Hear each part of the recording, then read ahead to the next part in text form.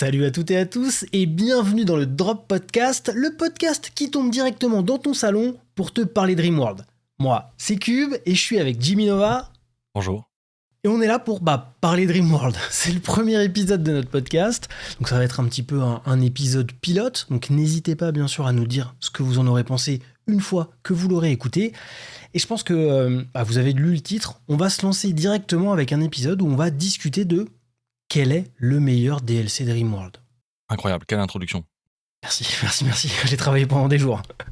Ça sent. Peut-être qu'avant de se lancer vraiment dans les DLC eux-mêmes, parce qu'on va devoir parcourir tous les DLC pour un petit peu les comprendre et voir un peu comment ils fonctionnent pour pouvoir les comparer entre eux, on va refaire un petit point sur ce qu'est Rimworld. On sait jamais si vous arrivez ici, que vous êtes perdu, que vous savez pas du tout de quoi on va parler. Donc on va parler des DLC de Rimworld. Et Rimworld, qu'est-ce que c'est ? Faire un petit état des lieux en somme. Exactement. Rimworld, c'est un jeu de gestion de colonies. Ça a été créé par Tynan Sylvester avec son studio Ludéon. On va souvent parler de Ludéon, donc autant en parler tout de suite. Il a lancé un Kickstarter en 2013 qui a plutôt pas trop mal marché, puisqu'il a récolté $200 000 à l'époque, ce qui a permis de lancer une grosse phase d'Early Access dès 2013, pour le coup juste à la sortie du Kickstarter, et le jeu n'est sorti qu'en octobre 2018, ce qui a permis vraiment de prendre le temps de développer un jeu sur toute cette phase-là. La différence qu'il va y avoir avec les jeux de gestion de colonies qu'on pourrait voir à droite à gauche, ça va être une grosse emphase sur la micro-gestion des colons. C'est-à-dire que dans Rimworld, on va beaucoup micro-gérer. On a des colonies qui vont de 5 à 15 colons. On n'est pas dans des jeux avec une ampleur beaucoup plus grande comme les Dwarf Fortress ou les Song of Six. On est vraiment sur un truc beaucoup plus petit. Et c'est entre Dwarf Fortress et les Sims, quoi. On n'a pas non plus que 3 gars au sein d'une maison. On va vraiment avoir des colonies un peu plus grosses.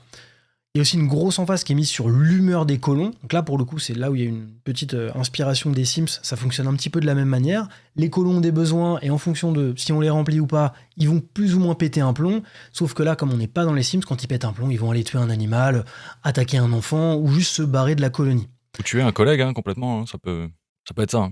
Et tout ça, c'est emballé dans ce que Tynan aime appeler un générateur d'histoire, parce que toutes ces crises, tous les événements qui vont arriver, le fait de se faire attaquer par d'autres colonies, le fait d'avoir des animaux enragés sur la map, le fait de devoir survivre à un environnement hostile, parce que c'est vraiment le principe, c'est la survie d'une colonie en environnement hostile, ça va vous permettre de vous raconter vos petites histoires au fur et à mesure des différentes crises que vous allez essayer de passer ou mourir, tout simplement. La mort est quelque chose qui arrive assez vite dans Rimworld. Ça paraît être un résumé assez ok. Je crois que tout est dit. Maintenant qu'on a un peu posé les bases, on va prendre chacun des DLC et on va essayer de les analyser, déjà de voir ce qu'ils contiennent, de voir comment ils sont sortis, quand est-ce qu'ils sont sortis, ce qu'ils ont apporté, pour pouvoir ensuite les comparer. Aujourd'hui, donc à l'heure à laquelle on enregistre ce podcast, on a 5 DLC qui sont sortis. On a Royalty, Idéologie, Biotech, Anomalie et Odyssée. À noter qu'un DLC, ça sort entre tous les 1,5-2 ans. C'est globalement ce à quoi nous a habitué Ludéon depuis le début de la vie de ce petit jeu, en tout cas des sorties des DLC. Le premier qui sort, c'est Royalty. Il va sortir le 24 février 2020.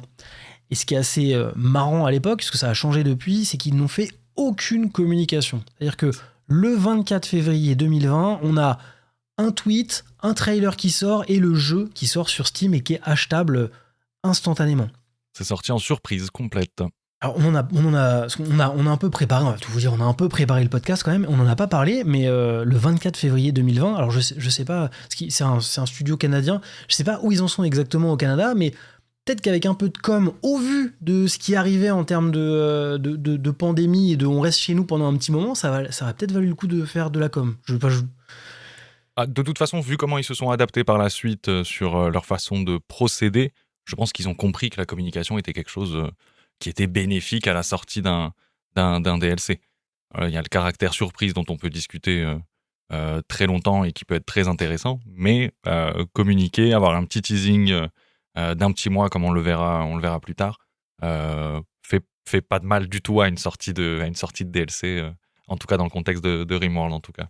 Ouais, c'est même ce que dernièrement la directrice marketing de l'Udéon, donc Tia, explique dans une de ses conférences, où en gros, elle n'était pas encore là à l'époque, et elle dit que quand ils prennent du recul sur Royalty, ce qu'ils ont vu en le sortant avec aucune communication, c'est que ça a pas trop mal marché, en vrai ça a assez bien marché, mais au vu de l'ampleur que ça aurait pu être avec de la com, c'est un peu dommage. Ils ont un peu raté le lancement, même si c'est pas du tout catastrophique et ça a plutôt bien marché. C'est dommage de pas avoir de pas avoir fait autant de com qu'ils auraient pu. Elle se base sur les futurs DLC qui sortiront, où là, pour le coup, ils ont mis en place de la communication et ça s'est beaucoup mieux vendu, beaucoup mieux vendu. D'ailleurs, c'est un truc que tu mentionnes, mais effectivement, on va parler des différents DLC, mais ils sont pas à prendre comme étant tous sortis du même giron dans l'absolu, parce que effectivement, l'équipe a évolué au fur et à mesure. L'équipe qui sort Royalty, qui est le premier DLC, et l'équipe qui sortira le dernier en date, donc qui est Odyssey, on parle d'équipes pas complètement différentes. Le noyau est globalement toujours le même, mais il y a effectivement des gens qui ont pu se rajouter. Le studio a acquis de nouveaux moyens, etc., etc. Et donc, fatalement, on ne parle pas des mêmes moyens mis en place à chaque sortie de DLC. Et Royalty en est vraiment l'exemple. Il sort avec les plus petits moyens, puisque premier dans l'ordre chronologique. Ouais, c'est clair. On va le voir ensemble au fur et à mesure qu'on avance dans les DLC, mais on a vraiment cette sensation de premier DLC. Alors, qu'est-ce qu'il apporte concrètement Royalty dans le jeu ? Il apporte mine de rien pas mal de choses. Donc, une nouvelle faction, l'Empire, qui est une faction ultra technologique. Donc c'est la faction qui a le plus de niveau technologique alors peut-être pas de tous les DLC, parce qu'il y aura plus ensuite, mais en tout cas à ce moment-là, c'est une faction qui est vraiment la plus forte. Hein. Si on doit se battre contre une faction, c'est elle qu'on va redouter le plus, sachant qu'elle arrive, elle est neutre sur la map, et qu'on peut soit en faire des alliés, soit en faire des ennemis. Ce sera à nous de décider. Il y a tout un système de grades qui va aussi rentrer en ligne de compte. Donc en gros, en devenant amis avec l'Empire, on va pouvoir donner des grades, enfin l'Empire va donner des grades à un ou plusieurs de nos colons pour gravir les échelons de l'Empire. Et avec chaque grade, on va avoir un peu des bonus et des malus. C'est-à-dire qu'on va pouvoir utiliser alors, tout un système de pouvoir dont on va parler juste après, mais surtout on va pouvoir faire appel à l'Empire. Au bout d'un moment, on va pouvoir commercer avec eux, parce qu'on ne peut pas au départ commercer si on n'est pas minimum chevalier dans l'Empire. Mais on a aussi des obligations. C'est-à-dire que notre chevalier, quand il est arrivé à son grade de chevalier, il doit avoir une salle du trône dans laquelle il va passer du temps, il doit avoir une salle de méditation, parce qu'il va avoir besoin de méditer sur la vie et sur ses pouvoirs, entre guillemets. Au fur et à mesure qu'on avance, on ne pourra plus manger des plats normaux, il faudra uniquement manger des plats gastronomiques, avoir une chambre avec une certaine taille, une certaine beauté. Enfin, en gros, on va pouvoir faire appel à l'Empire, parce qu'il y a alors j'ai oublié le nom, on a appelé ça des politiques tout à l'heure, mais j'ai complètement oublié le nom de... Merci, des licences. Donc on va pouvoir utiliser des licences pour que l'Empire nous envoie des hommes, nous envoie des ressources, enfin, nous file un coup de main, mais en parallèle, on va avoir des colons qui vont devenir de plus en plus chiants, entre guillemets, à gérer. Avant qu'on parte sur les composants différents et tout, on pourrait peut-être s'attarder sur le lore et d'où vient cet empire, parce qu'il sort pas de nulle part en fait. Donc le wiki et les différentes traces nous le disent. Hein. En gros, c'est les restes d'un empire interstellaire qui était très avancé technologiquement, qui a entre guillemets périclité, qui viendrait des Glitter World, donc ces mondes avancés qu'on a sur Rimworld, et donc qui a en partie perdu de sa superbe et qui se retrouve du coup à opérer au niveau de la planète sur laquelle on se trouve. Et donc c'est comme ça qu'on se retrouve avec cette technologie ultra avancée qui, malgré son avance technologique, reste entre guillemets sur cette planète. Voilà. Et notamment leur monde d'origine, Sophia Munda, qu'on adore mentionner. Je sais que toi, t'aimes beaucoup cette petite planète et ce nom. Ouais, j'avoue que j'aime beaucoup le lore de l'Empire, c'est assez marrant. En plus, on n'est pas sur un épisode sur le lore, mais il s'inscrit vraiment bien dans le lore. Il a été bien pensé dans le sens où, on va pas rentrer complètement dedans, mais le lore de Rimworld, c'est vraiment une espèce de page blanche avec juste des gros paragraphes. Donc tu peux un peu tout faire. Et cette espèce d'empire, il vient, parce que c'est un empire qui a toujours fui sa planète d'origine, donc il peut être un peu n'importe où, à des tailles complètement différentes. Et ce que je trouve cool en plus, c'est qu'ils ont été jusqu'à mettre un nom dans le jeu. C'est plus ou moins toujours l'Empire brisé, l'Empire déchu. Enfin, il y a ce truc de... comme ils sont cassés, c'est pas non plus... Ils sont puissants, mais ils ont pas envahi la planète complètement. Enfin, ils sont quand même, c'est un petit morceau de l'Empire, quoi. C'est qu'un petit bout. C'est ça. Et en plus de tout ça, ce lore-là justifie complètement, parce que sinon c'était juste le nom l'Empire et leur côté féodal, mais ça justifie du coup l'endroit d'où ils viennent et la façon dont ils étaient implantés avant, comment dire, justifie complètement la hiérarchie avec laquelle on se retrouve, le côté féodal, le côté des grades, tout ça, tout en amenant ce côté hyper technologique qui est intéressant pour le joueur, là, pour le coup. Quand on va pouvoir les débloquer ou les affronter, évidemment, puisque c'est une possibilité. Ouais, ça marche vraiment super bien. Et donc, en parallèle de l'Empire, une des grosses choses qui a été ajoutée par Royalty et qui va avec, c'est les pouvoirs psy. Concrètement, c'est des pouvoirs magiques. Vos colons vont pouvoir utiliser de la magie, qu'on appelle des pouvoirs psy. Et il y a plusieurs manières d'accéder à ces pouvoirs. Déjà, il y a des niveaux, ça va de 1 à 8, si je dis pas de bêtises. Pour passer un niveau, il va falloir soit passer un grade. Dès qu'on passe un grade de l'Empire, on gagne un niveau, et on gagne un pouvoir qui va avec. Soit utiliser, alors il y a un objet dont je me rappelle jamais le nom, mais un objet qui vous débloque un niveau directement, ou passer par aussi un arbre, l'arbre anima quand on est tribal. Il va falloir méditer autour de l'arbre anima, et au bout d'un moment, on aura une cérémonie qui débloquera un niveau. Donc ça vient vraiment avec l'Empire, même si on vient de le voir, et avoir accès avec d'autres choses, et ça offre pas mal de pouvoirs. On a des pouvoirs niveau 1 qui sont complètement nuls. On va, par exemple, le trou d'épingle solaire, ça permet de mettre de la lumière pendant une journée à un endroit. On peut débattre des heures de l'utilité de ce truc, mais globalement, c'est nul. Enfin, ça sert vraiment pas à grand chose. Mais dans les pouvoirs de plus haut niveau, les pouvoirs niveau 8 par exemple, on a la téléportation de masse, ça va permettre de téléporter toute une zone, tous les gens autour d'un colon, et sur un autre endroit de la map. Donc envoyer votre colon vers un autre colon qui est sur une autre tuile, ce qui est extrêmement puissant. On va avoir un truc qui est le tremblement de terre psychique qui rend toute la map folle, si je dis pas de bêtises, ou alors qui rend toute la map qui la fait tomber entièrement. Enfin, il y a vraiment des pouvoirs extrêmement puissants qu'on peut débloquer au fur et à mesure. Alors même si pour atteindre le niveau 8 avec l'Empire, il faut quand même y aller, parce qu'il va falloir... ça va demander du temps. Pareil avec l'arbre anima, enfin, tous les moyens d'avoir des pouvoirs. On n'a pas des pouvoirs niveau 8 au bout d'une ou 2 heures de jeu, c'est vraiment en endgame qu'on va les débloquer. Je reviens sur l'objet dont tu cherchais le nom, ce sont les psy-trainers en anglais et donc les entraîneurs psychiques de mémoire en français.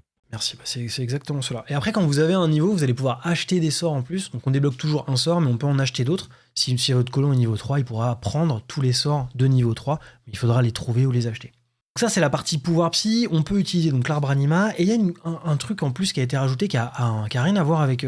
qui est un peu à part, mais qui est vraiment très cool. En tout cas, que moi, j'ai toujours trouvé cool. C'est les clusters mécanoïdes. Les clusters mécanoïdes, ça arrive avec Royalty. C'est le moment où, vous savez, sur la map, il y a un groupe de mechas avec des tourelles, un bâtiment central, des murs, des boucliers hauts, des boucliers bas. Enfin, il y a tout un petit village de mécanoïdes qui vient se poser sur votre map, et il va falloir s'en débarrasser en fonction de ce qu'il y a dedans. Et en plus, le bâtiment central qui le protège a en général un impact non négligeable sur la carte sur laquelle vous vous trouvez, évidemment. Sinon, c'est pas rigolo. Le cluster mécanoïde, c'est vraiment une feature, je trouve, qui typiquement, tu disais que c'était pas, ça avait un peu rien à voir avec l'Empire, ça avait un peu rien à voir avec ce dont on venait de parler, les pouvoirs psy et tout ça. C'est vraiment la feature où tu te dis quelques années plus tard, ah mais c'est vrai que c'est dans Royalty en fait, c'est vrai que ça vient de Royalty, ça n'a pas juste été ajouté au jeu. Et c'est le genre de choses typiquement qu'on oublie, mais c'est une des mécaniques qui est très plaisante à avoir dans ce DLC. Ouais, clairement, c'est un peu un casse-tête. Moi, je prends ça un peu comme un casse-tête, c'est-à-dire que t'as des choses en place. En fait, c'est là où je me dis que ça n'a pas tant rien à voir, parce que les pouvoirs, ça rentre un peu en ligne de compte. Mais donc, t'as des colons, des pouvoirs, des équipements. En face, il y a un setup de village mécanoïde, et il va falloir trouver un moyen de s'en débarrasser. Et ça rend... en fait, ça change vraiment des raids. C'est ce qui est assez agréable dans un jeu où tu te manges beaucoup de raids qui sont un peu semblables et que tu vas un peu les gérer tout le temps de la même manière. Là, à chaque fois, faut un peu te prendre la tête. Est-ce que je vais détruire le bâtiment central pour attirer les mechas? Est-ce que je vais utiliser mon mortier? Est-ce que je vais y aller avec des fumigènes? Enfin, t'as plein de possibilités, et ça rend le truc vraiment cool. C'est un vrai petit casse-tête. Et puis, tu as la gestion du temps qui est différente. Pour une fois, on n'a pas vraiment la pression du temps parce qu'ils sont en dehors de notre zone. Ils n'ont pas prévu de nous attaquer comme c'est le cas de tous les raids globalement jusqu'à présent dans le jeu. Et c'est vrai que ça change vraiment la donne et c'est hyper intéressant. Et tu disais que ça a quand même un lien puisque les pouvoirs psy et tout ça répondent a potentiellement cette problématique, c'est-à-dire qu'on peut utiliser ses pouvoirs psy pour y répondre, mais on peut aussi utiliser les nouveaux équipements qui sont ajoutés par Royalty, puisqu'il y a les armes Persona et les armures.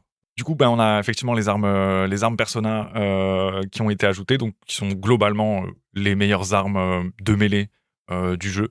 Il n'y a pas mieux, après ça. Il y a même quelque chose qui répond exactement aux besoins contre les mécanoïdes, puisque il y a une arme qui est équipée d'IEM directement, donc de quoi neutraliser les mécanoïdes pendant un temps. On pense notamment au marteau de Zeus, mais globalement des très bonnes armes de mêlée et des nouvelles armures, les armures de Cataphract, si je ne m'abuse, qui sont là aussi tout simplement les meilleures armures du jeu, avec quelques downsides, quelques points négatifs, mais qui sont globalement effectivement les meilleures armures du jeu. On va pas rentrer dans le détail de chaque chose parce qu'il y a des armures en plus, il y a l'armure de Phoenix. Enfin, le but là, ça va pas être de rentrer dans le détail de chaque équipement, c'est juste de vraiment faire un petit tour. Donc on a effectivement on a aujourd'hui encore les meilleures armes et les meilleures armures les meilleures armes de corps à corps, tu l'as dit, et les meilleures armures qui arrivent avec ce DLC. On a aussi des nouveaux équipements, le bouclier bas ou le jetpack, ça arrive à ce moment-là, ce qui est pareil, hein, c'est pas rien en fait. Royalty, bon, on va le voir, on l'a tellement tous dans notre Rimworld que la majorité des trucs qu'il amène, on a oublié que c'était dans un DLC. Et à noter autre chose que c'est un DLC qui est sorti en 2 fois. Il a été sorti dans l'état dans lequel il est sorti, et là, tout ce qu'on dit, il y a pas mal de choses qui ont été ajoutées dans une grosse mise à jour qui est arrivée en fait 6 mois plus tard, globalement, qui a été et la 1.2 et la suite de Royalty. En fait, ils en ont profité pour ajouter beaucoup de choses. Donc là, on le donne pêle-mêle, entre guillemets. Mais du coup, il y a peut-être des gens qui ont souvenir d'une sortie de Royalty qui n'est pas exactement ce qu'on est en train de décrire. C'est normal, Royalty a subi un gros overhaul quelques mois plus tard. Ce qui explique ça. Et il me semble que les boucliers bas ou les boucliers... Enfin, il y a un des types de boucliers en tout cas qui en fait partie. En fait, on sent bien avec cette mise à jour que c'est bien un premier DLC. C'est quelque chose qui va jamais se reproduire, que 6 mois plus tard, ils rajoutent du contenu en mode on n'en a pas mis assez ou on n'a pas bien équilibré les choses. Ils le referont pas. Donc on sent vraiment que c'est leur premier DLC. Globalement, voilà ce que ça amène. Donc c'est surtout l'Empire, les pouvoirs, les clusters mécanoïdes et du contenu, on va dire du contenu équipement globalement, parce qu'on n'a pas tout dit. Hein. Il y a eu. On peut parler des prothèses aussi, les bras de forage, les mains vertes, le cycle circadien, tout ça. L'Empire qui a ses dissolvants post-mortem qui fait qu'on ne peut pas récupérer les équipements de l'Empire facilement en tout cas, etc., etc., etc. Et globalement, c'est un DLC on sent qu'il est assez bien pensé, hein, parce que le fait d'avoir le système de grade dans l'Empire qui permet de débloquer les pouvoirs, avec les clusters qu'on gère mine de rien, ce qu'on peut aussi appeler l'Empire, enfin tout se nourrit pas trop mal. Je reviens un peu sur ce que j'ai dit tout à l'heure, les clusters, en fait c'est assez bien intégré, parce que t'as des nouveaux outils qui vont te permettre de gérer les différentes situations. On sent qu'il a été assez bien réfléchi. Par contre, le truc qu'on peut se dire, et que probablement beaucoup de gens se sont dit, c'est que le contenu est pas accessible directement. Quand tu lances ta partie et que tu lances Royalty, bah t'as accès à rien. Enfin, je veux dire, t'es dans Rimworld standard. Il va falloir que t'ailles voir l'Empire, monter les grades. Ça va te prendre du temps, même en étant tribal. Il va falloir que t'ailles à l'arbre anima. Enfin, tu démarres pas avec du contenu en plus. Tu démarres ta partie standard et petit à petit, tu vas aller chercher du contenu Royalty. Littéralement, la seule chose que tu as, je crois, en arrivant sur une nouvelle partie Royalty, c'est que dans ton onglet de planning, tu as désormais de la méditation. Je pense que c'est vraiment la mécanique que tu as en démarrant ta partie, avec l'arbre Anima dont tu as parlé à l'instant. Je crois que c'est les 2 trucs que tu vas voir en numéro 1 quand tu lances une partie Royalty. Et après, le reste, il faut effectivement soit prendre des décisions, c'est-à-dire s'allier à l'Empire ou les énerver. Et à ce moment-là, tu vas commencer à subir ou bénéficier de Royalty. Autrement, non, effectivement, ça ressemble énormément à Rimworld Vanilla quand tu démarres ce DLC. Ouais. Et même les quêtes, on l'a pas dit, mais il y a pas mal de nouvelles quêtes qui ont été ajoutées et elles vont venir au fur et à mesure. Alors il y a la première quête de l'Empire qui arrive toujours au même moment, mais elle arrive pas jour 1, elle arrive jour 5, 6. Enfin, et petit à petit, t'auras des quêtes au fur et à mesure. Mais ouais, on sent que en fait, le DLC, vraiment, c'est probablement. De toute façon, on va tous dire que c'est un des meilleurs, mais moi je trouve qu'il a vraiment été très bien fait. il est vraiment très intégré au jeu, peut-être même un peu trop. Ça va être un petit peu son point faible à Royalty, c'est qu'il est peut-être un petit peu trop intégré au jeu, et donc quand tu l'achètes, Ça le rend discret, en fait. exactement.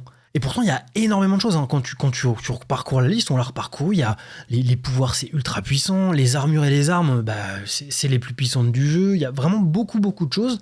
Mais c'est pas déjà, il y a rien en early. C'est que du endgame, pas que, mais beaucoup.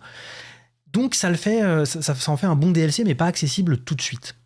Et c'est ce qui permet de un peu de conclure. On sent bien que c'est un premier DLC qui ajoute beaucoup de choses, qui a été peut-être même trop bien intégré. En fait, ils ont tellement pensé à faire un DLC qui va bien dans le jeu qu'ils n'ont pas pensé à faire un DLC qui nous fait kiffer jour 1. Et c'est peut-être ce qui nous permet de rebondir, maintenant qu'on a fait un peu le tour de Royalty, sur le deuxième DLC. Après Royalty, ils vont sortir Idéologie. Ce qu'on se dit, c'est à chaque fois, ils regardent un peu en arrière, ils se disent, ok, quel DLC on a fait, comment il a fonctionné, et comment est-ce qu'on peut mieux faire. Et Idéologie, ça va être exactement l'inverse de Royalty. C'est-à-dire que là, celui-là, ils vont tout nous mettre, pratiquement, jour 1. C'est-à-dire quand tu lances ta partie avec Idéologie, tu as les clés en main de ton nouveau DLC, tu fais tout ce que tu veux. La comparaison qu'on faisait tout à l'heure, c'était vraiment euh, on te met dans les mains des outils de game design, en fait, beaucoup plus que des ajouts gameplay à proprement parler. Et c'est vrai que ça en fait quelque chose qui impacte ta partie dès le début, vraiment, vraiment l'inverse de ce qu'on vient de décrire avec Royalty. Mais on va faire un petit tour de l'historique d'Idéologie quand même. Qui sort le 20 juillet 2021, ce qui veut dire à peu près toujours 1 an et demi après le premier, c'est ça. Ce coup-là, par contre, ça va être le premier DLC où il va y avoir de la communication. En gros, ils vont mettre en place une espèce de petite stratégie où 1 mois avant... Alors déjà, chaque DLC sortira avec une nouvelle version du jeu. 1 mois avant la sortie, on va avoir la bêta de cette nouvelle version, et en parallèle, des posts de blog sur leur blog et des posts sur Steam qui annoncent le DLC, et ensuite, avec les grandes lignes de ce qu'il y aura dans le DLC, et ensuite, tout au long du mois qui reste, des petites previews sur des points précis, un peu plus précis, toujours en mode teasing, mais pour qu'on sache un petit peu ce qu'on va pouvoir faire à l'intérieur de ce DLC.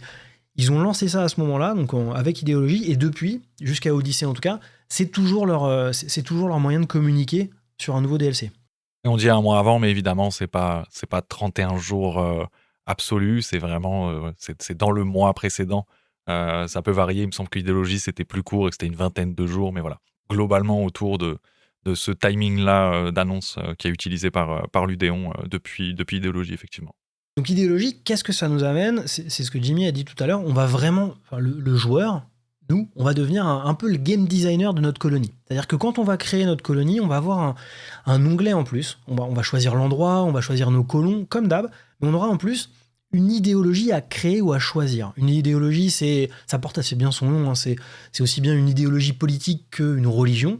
C'est donc un système de croyances qu'on va créer pour nos colons au sein de notre colonie. Et là, on va pouvoir tout customiser. Alors avec un système déjà de mèmes, ce qu'ils appellent des mèmes, c'est un ensemble de règles un peu prédéfinies. C'est là où vous allez choisir entre eux. Est-ce que vous êtes cannibale ? Est-ce que vous êtes ami de la nature ? Est-ce que vous êtes ami des animaux ? Est-ce que vous êtes dans la pénombre ? Les mêmes, ça va être en fait les grandes lignes de ce que va être ton idéologie. Là où on va gagner ensuite en granularité ou en précision si on veut, avec les préceptes qui vont être vraiment les règles établies. Typiquement, est-ce que les couples ont le droit de dormir ensemble dans le même lit avant d'être mariés ? Voilà, ça va être ce niveau-là de précision, là où les mêmes sont les grandes idées de ce qu'on va pouvoir récupérer. Et donc il y a une multitude de préceptes, il y en a énormément. Qu'est-ce qui vient d'autre avec Idéologie ? Des rituels, évidemment. Qu'on va pouvoir réaliser, et selon la réussite de ce rituel, on va récupérer certaines récompenses. C'est devenu un très très bon moyen de récupérer des colons, notamment pour ceux qui le savent. Et on a une nouvelle mécanique, évidemment, parce que puisque on a notre idéologie, les autres factions également. Donc les gens qui nous attaquent et qui finissent dans nos geôles ou dans notre colonie également. Et pour ça, il va falloir les convertir si on veut s'assurer de la bonne stabilité de notre colonie. Ouais, ça permet vraiment, c'est ce que tu as dit, hein, ça permet vraiment de définir comment on va jouer, comment votre colonie va jouer. Parce que On peut aller dans le détail même de est-ce que les gars ont des cheveux ou sont chauves, des tatouages, quel est le rôle, c'est quoi les vêtements qu'ils préfèrent et les animaux qu'ils préfèrent. Enfin, ça permet vraiment d'aller... La couleur préférée de l'idéologie, on en est là, hein, c'est précis. Dans l'idéologie, on n'en a pas parlé en y réfléchissant, mais il y a aussi la couleur préférée des colons qui apparaît. Quelque chose que moi j'utilise jamais, mais ça existe. Ils sont plus contents avec leur couleur. D'ailleurs, j'ai appris récemment que c'est pas dit directement dans le. C'est très précis ce que je m'apprête à dire, mais on a donc cette mécanique de couleur préférée des colons, mais la couleur que tu définis dans le menu idéologie pour ton idéologie, tu sais, les petits logos que tu choisis là, et tu dis si tu le veux bleu, rouge, machin, cette couleur-là peut être aussi utilisée comme couleur préférentielle par les colons, en fait, pour avoir une unité de couleur pour le joueur. Et en fait, tu ne le vois que ensuite sur le menu où tu sélectionnes tes couleurs sur le petit bâtiment qui s'appelle la coiffeuse. Et ils ont un bonus, non S'ils portent leur couleur, ils ont un petit bonus de 1 ou 2, non? Mais ils en ont un aussi s'ils portent la couleur de l'idéologie. Oui, c'était ça que j'avais. Oui, ok. On parle bien de la même chose. On parle de la même chose. Voilà, désolé, c'était très précis comme parenthèse, mais voilà, ça m'a fait rire parce que je l'ai redécouvert il y a pas longtemps et j'avais vraiment qu'en tête la couleur préférentielle des colons parce que elle, tu la vois, elle est toujours sur l'onglet bio en fait du colon. Mais nous égarons. On s'égare pas tant que ça parce qu'en fait, c'est juste qu'on a probablement l'habitude tous les deux de jouer d'une certaine manière, mais je pense qu'il y a plein de gens qui customisent leurs colons et leurs idéaux et leurs colonies justement aux couleurs de leurs idéaux, ce que moi je fais jamais, mais je pense qu'il y a pas mal de gens qui le font et donc c'est mine de rien, ils ont amené ce truc là en fait c'est vraiment de la customisation quoi. Ouais, c'est ça. Alors après dans l'ensemble d'idéologie, il y a pas que l'idéologie. Alors il faut quand même qu'on parle des reliques, parce qu'il y a tout un système de reliques qui rentre encore dans l'idéologie. C'est un système de quête qui va permettre d'aller chercher les reliques de l'idéologie. C'est vous qui les créez, qui décide un peu ce que ce sera comme objet. Il y a même des nouveaux objets qui apparaissent. Par exemple, il y a un cube, des armes, enfin voilà. Et il y a un système... Il n'y a que le cube auquel tu penses. Ouais, j'y ai pensé, en tout cas. Il y a un calice, il y a des trucs qui servent à rien qu'on ne peut même pas avoir autrement, qu'on peut pas avoir autrement que dans les reliques. Et donc avec un système de quête, on va aller chercher cette relique, on va la mettre dans notre colonie, et là il va y avoir des pèlerins qui vont venir nous voir, et on aura un bonus global dans la colonie. Chose qui est assez... En vrai ça c'est assez marrant, je l'ai pas fait tant que ça, mais c'est assez rigolo à faire. On a un nouvel arbre. Donc ça, c'est aussi un truc dont on va parler à chaque DLC. Ils ont un petit délire, l'Udéon, ils aiment bien mettre un arbre... Alors moi, j'ai appelé ça les arbres légendaires par le passé, mais ils mettent un... Ça marche bien. Ça marche pas mal. Un arbre dans chaque DLC qui fait un truc. Donc on avait l'arbre Anima qui donnait des pouvoirs aux tribaux. Là, on va avoir l'arbre Goranlen. Oh, oui, attends, on en parle tout de suite. On en parle tout de suite. La traduction. La traduction est de nous avoir forcé à prononcer ça Goranlen, qui est absolument horrible à prononcer, et je sais que tu es d'accord avec moi. Voilà. Donc nous, on milite, qu'on se le dise pour les gens qui nous écoutent, nous, on milite pour que ça s'appelle l'arbre goranien, et voilà. Et donc ce sera d'ailleurs, on va continuer à en parler en disant l'arbre goranien, et vous saurez de quoi on parle, et c'est tout. Et j'en appelle au traducteur francophone, du coup, si vous vouliez bien changer ça, ce serait juste génial. Super. Parce que personne ne dit arbre Goranlen en France. Merci d'avance. Donc cet arbre-là, l'arbre goranien, lui, il permet de... c'est peut-être l'arbre le plus compliqué, ils n'ont jamais refait un arbre aussi compliqué, mais on va pouvoir avoir un colon qui s'en occupe, et on va pouvoir choisir des dryades. Donc c'est des petits animaux. Là, pour le coup, c'est des petits animaux qui sont créés par l'arbre. Et on va pouvoir définir un rôle à ces dryades. Ça va être des dryades d'attaque, des dryades qui font des herbes médicinales, des dryades de défense. Enfin, il y a toute une petite panoplie de dryades qu'on peut faire avec ce truc-là. J'ai jamais énormément poussé le gameplay, j'ai un petit peu essayé, mais ça prend vraiment un colon qui va passer son temps qu'à ça, à tailler l'arbre pour qu'il soit bien. Pour avoir 3 dryades qui mettent des coups de griffe, c'est... J'allais dire contextuel, c'est un peu bof, je saurais pas trop comment le définir. C'est rigolo en tout cas. Moi, la seule dryade qui m'a vraiment fait du bien sur des parties que j'ai trouvé utiles, c'est celle qui permet de transporter là. Où pour le coup, c'est un impondérable d'une colonie, tu transportes, voilà, et effectivement, c'est pratique. Non, mais maintenant, c'est là, c'est plutôt bien équilibré. C'est sûr qu'il fallait un contre-coup et qu'il fallait que quelqu'un s'occupe de cet arbre, sinon qu'en est-il ? Mais voilà. Mais par contre, ce qui est intéressant avec cette mécanique, c'est que ça va fortement faire penser à une mécanique qu'on verra dans un autre DLC plus tard. On dirait presque, j'aime pas le mot brouillon, mais on dirait presque le préambule d'une future mécanique qui arrive. Bon, on peut le dire, hein, c'est dans biotech, mais ça fait fortement penser à ça, les dryades. Ouais, complètement. Quand t'as dit les dryades qui transportent, effectivement, c'est là que oui, il y a un. Ouais. Je suis assez d'accord avec toi. Donc ça, c'est le nouvel arbre. On en parle aussi maintenant parce que c'est peut-être quelque chose que certains ont oublié aussi à force d'avoir toujours les DLC activés. On oublie un peu d'où ça vient. Mais c'est l'idéologie qui amène les esclaves. Donc une nouvelle classe de colons qui sont pas vraiment des colons, mais plus vraiment des prisonniers non plus, qui sont des esclaves, qui vont pouvoir bosser pour la colonie sans avoir besoin d'être recrutés. Donc ça va beaucoup plus vite de les récupérer. Leur mort n'impacte pas le moral de nos colons. Par contre, ils peuvent pas faire de recherche, ils peuvent pas faire de... Il y a 2-3 trucs qu'ils peuvent pas faire. Ils peuvent pas faire de recherche d'artistique et de médecine, je dirais là comme ça de tête.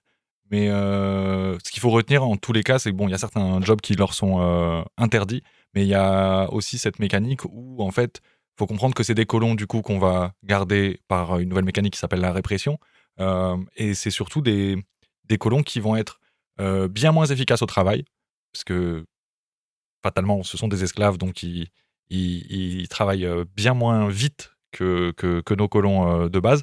Par contre, à l'inverse, ils sont beaucoup plus faciles à maintenir de bonne humeur.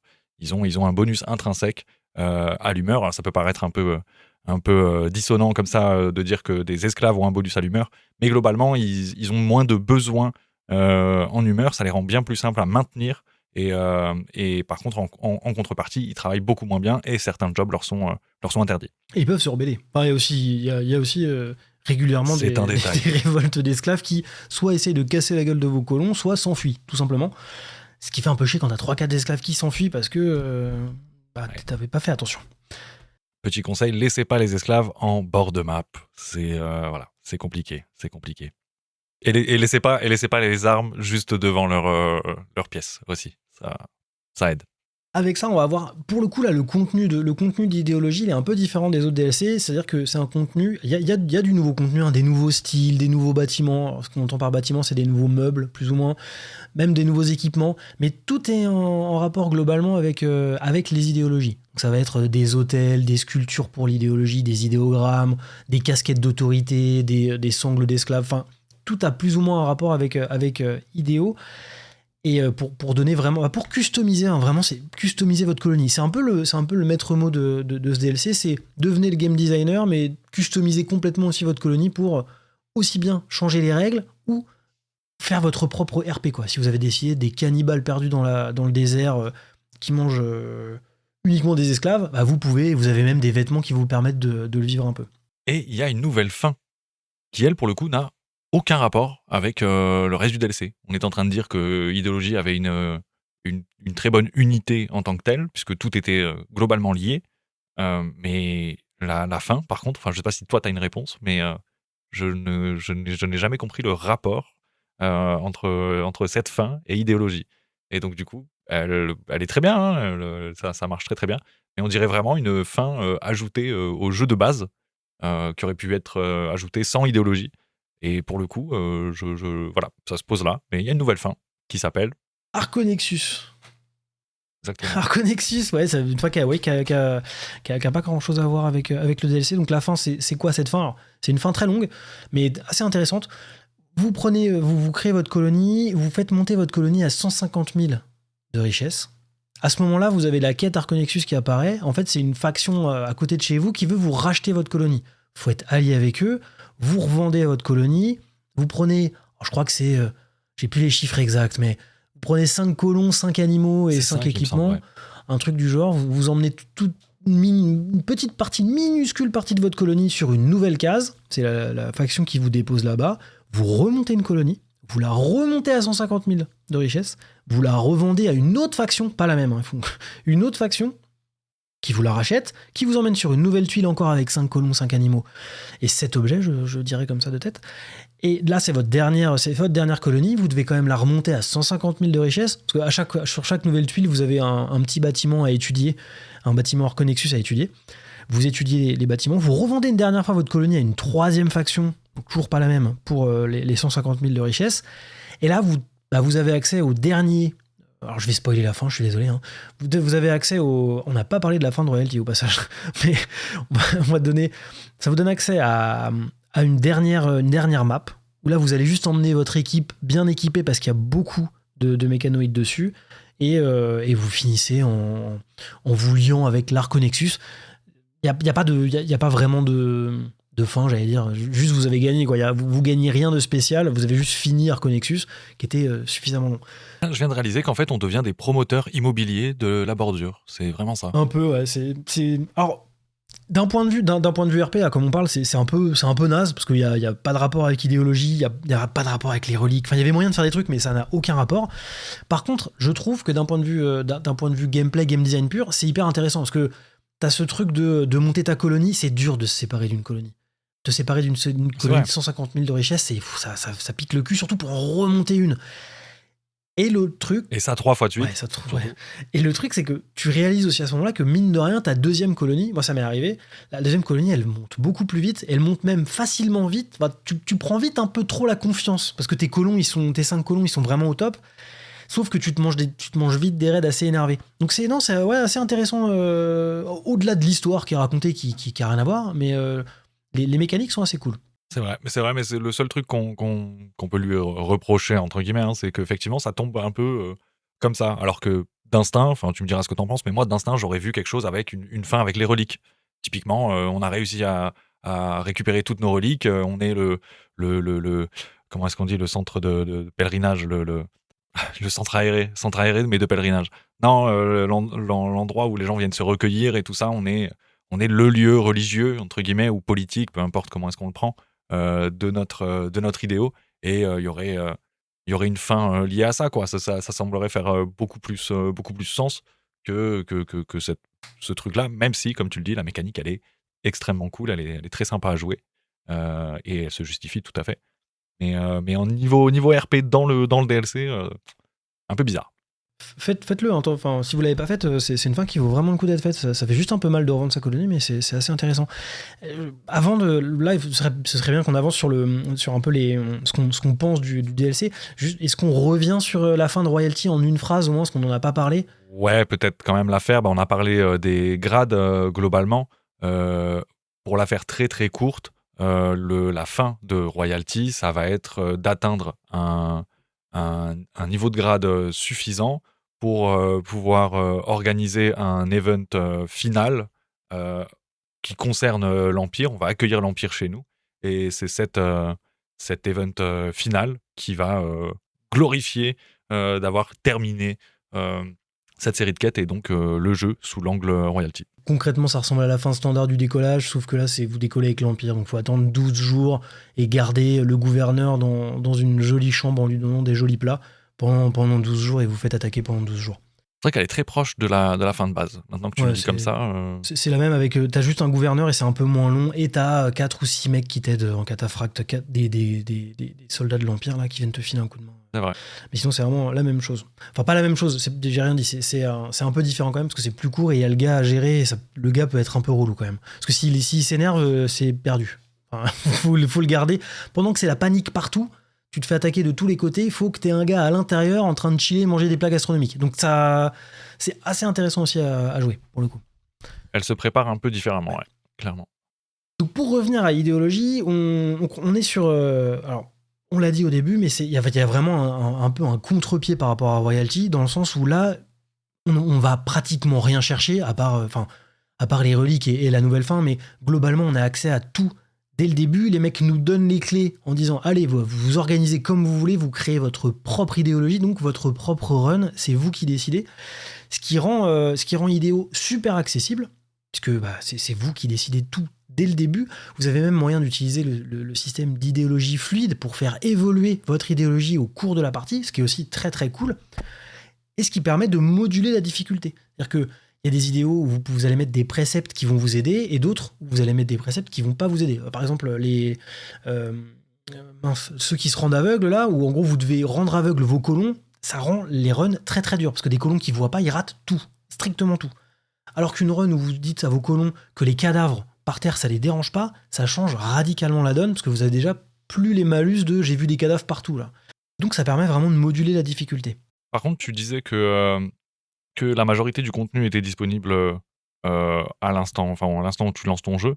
C'est vrai, hein, mais à la fois tu vas être obligé de choisir. C'est pas, tu viens de le décrire, hein, mais à la fois tu vas être obligé de choisir et il est impossible d'expérimenter tout idéologie en même temps, tout ce qu'il offre, c'est impossible.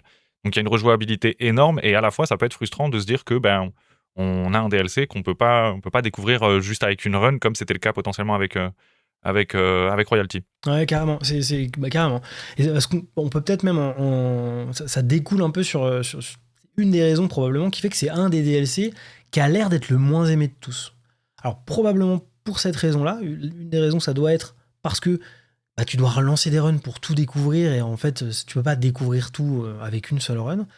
Et l'autre problème qu'on analyse, c'est que c'est aussi assez compliqué. C'est-à-dire que tous ceux qui ont idéologie, je pense que vous vous souvenez peut-être pas la première fois, mais quand vous avez ouvert votre nouvel onglet idéologie avec le bordel que c'est pour comprendre, c'est-à-dire que quand tu lances ta run, tu choisis pas 3 colons au pif et tu la lances. Là, il faut que tu te prennes un peu la tête sur ok, qu'est-ce que je décide de mettre, c'est quoi ces histoires de préceptes, j'ai pas le droit de mettre ça avec ça, qu'est-ce que ça va changer. Enfin, ça te demande, ça te prend plus de temps de setup ta colonie, toi, tout simplement. Complètement. Et il y a un truc réellement pas intuitif. Je repense au déroulé de quand tu lances ta partie. Donc, tu le disais, on choisit nos colons, on choisit notre map, etc. Tu vas te retrouver sur l'écran qui dit est-ce que vous voulez une idéo fluide, une idéo fixe? Est-ce que vous voulez des préceptes, des presets d'idéos, des idéos déjà faites? Et rien que là, tu sais que tu sais pas exactement de quoi on parle en fait à ce moment-là. Et t'as pas encore eu accès au menu d'après. Donc fatalement, tu ne sais pas encore. Donc il va y avoir comment est-ce qu'on dit, j'allais dire du die and retry, mais tu vas devoir, tu vas devoir tenter des choses, quoi. C'est obligatoire. Et le menu juste après, celui où tu décides de tes mêmes, celui où tu décides de tes préceptes, c'est pareil, c'est pas instinctif que tel même va accorder tel truc. Alors il y a le texte qui le dit, mais vous le savez, on n'a pas besoin de l'expliquer ça, mais dans Rimworld, c'est souvent la présentation des infos est un peu compliquée, on peut le dire. On peut le dire. Et il y a certaines choses qui rendent la chose vraiment pas intuitive. Et je trouve que Idéologie souffre de ça. Là où aujourd'hui on entend des gens en parler avec une évidence grandiose, mais évidemment que au départ c'est pas clair pour un nouveau joueur. Et je dis ça pour l'avoir expérimenté récemment. J'ai vu des nouveaux joueurs se lancer avec Idéologie et effectivement ils sont perdus. Juste par le menu, quoi, je veux dire. Vraiment, c'est ça que je. Mais ensuite, même dans le jeu, c'est même dans le jeu, c'est assez compliqué.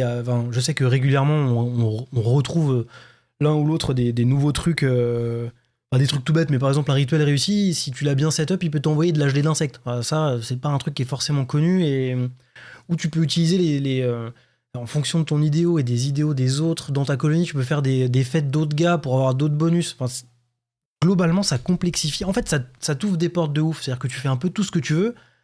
Mais il faut que tu saches un peu ce que tu as envie de faire et ce que tu peux faire parce que c'est beaucoup plus compliqué que de ne pas avoir idéologie, en vrai. Et donc c'est ce qui fait que c'est probablement le moins aimé parce que c'est probablement le plus compliqué de tous et celui qui se... si on disait tout à l'heure qu'il était assez discret, Royalty, idéologie ne l'est pas du tout, il est baveux, quoi. Genre il en met partout et il faut lire partout.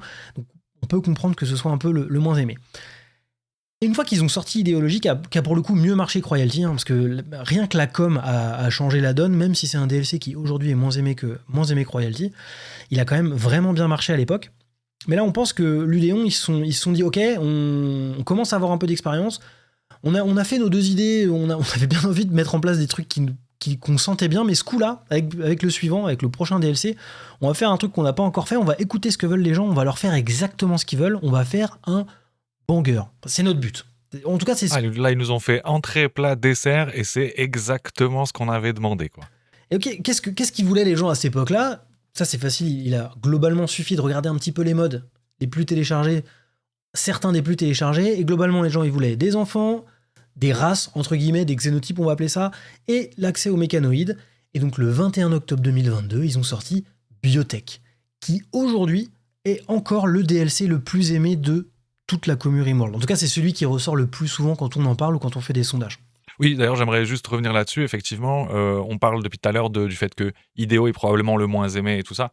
Vous avez le droit, vous, dans votre coin, effectivement, de vous offusquer et de dire « Hein, mais quoi, moi, Idéologie, c'est mon DLC préféré et tout. » La question, c'est évidemment pas celle-là. Nous, on parle de au fur et à mesure des discussions qu'on a, parce qu'on stream et on partage du contenu quasiment tous les jours sur Rimworld, et donc fatalement on a énormément de discussions avec la communauté, que ce soit la communauté francophone ou même à l'étranger, et c'est globalement ce qui nous revient aux oreilles le plus souvent. Ça ne veut pas dire que vous êtes forcé d'adhérer à ça. Vous avez le droit d'avoir les goûts, les couleurs restent ce qu'ils sont, évidemment, mais dans l'ensemble, c'est globalement ce qu'il en ressort à chaque fois. Et Biotech, effectivement, ressort en tête pour des raisons diverses et variées qu'on va évoquer dans un instant. Mais Biotech reste en tête, effectivement, des DLC qui sont les plus appréciés, c'est sûr. Donc Biotech, il sort le 21 octobre 2022, toujours à peu près un an et demi après Idéologie. Même stratégie, un mois avant, on a la 1.4 qui sort en bêta un mois avant, le Cap qui amène déjà quelques petites choses, on a toujours les previews avec ce qu'on va avoir, et concrètement ce que ça amène, donc il y a trois gros ajouts de Biotech, on l'a dit, hein. On a donc les enfants déjà, qui est un truc qui était très attendu, alors avec vraiment tous les enfants du début à la fin, c'est-à-dire les relations entre les colons pour avoir des enfants, les femmes enceintes, l'accouchement à gérer, les bébés, quand c'est des nouveau-nés qu'il faut juste les nourrir et qui se mettent à pleurer dans leur berceau, et je parle bien de Rimworld, les enfants, comment est-ce qu'on les gère, comment est-ce qu'on les éduque, tout le système d'éducation de plus on va s'occuper d'un enfant, plus il va avoir de passion, plus il va avoir de traits intéressants, moins on s'en occupe, plus il sera un peu nul, ou en tout cas pas un bon colon, on va dire. Le système de cuves d'incubation, vous pouvez faire grandir vos enfants, vos bébés directement dans des cuves pour gagner du temps, mais ce ne sera pas les meilleurs colons aux sorties de la cuve. Vraiment, tout ce qui permet d'avoir une progéniture dans le jeu, qui a été pour le coup assez bien faite. Ensuite, on a les xénotypes, donc ça va être des races, entre guillemets, en tout cas des xénotypes différents.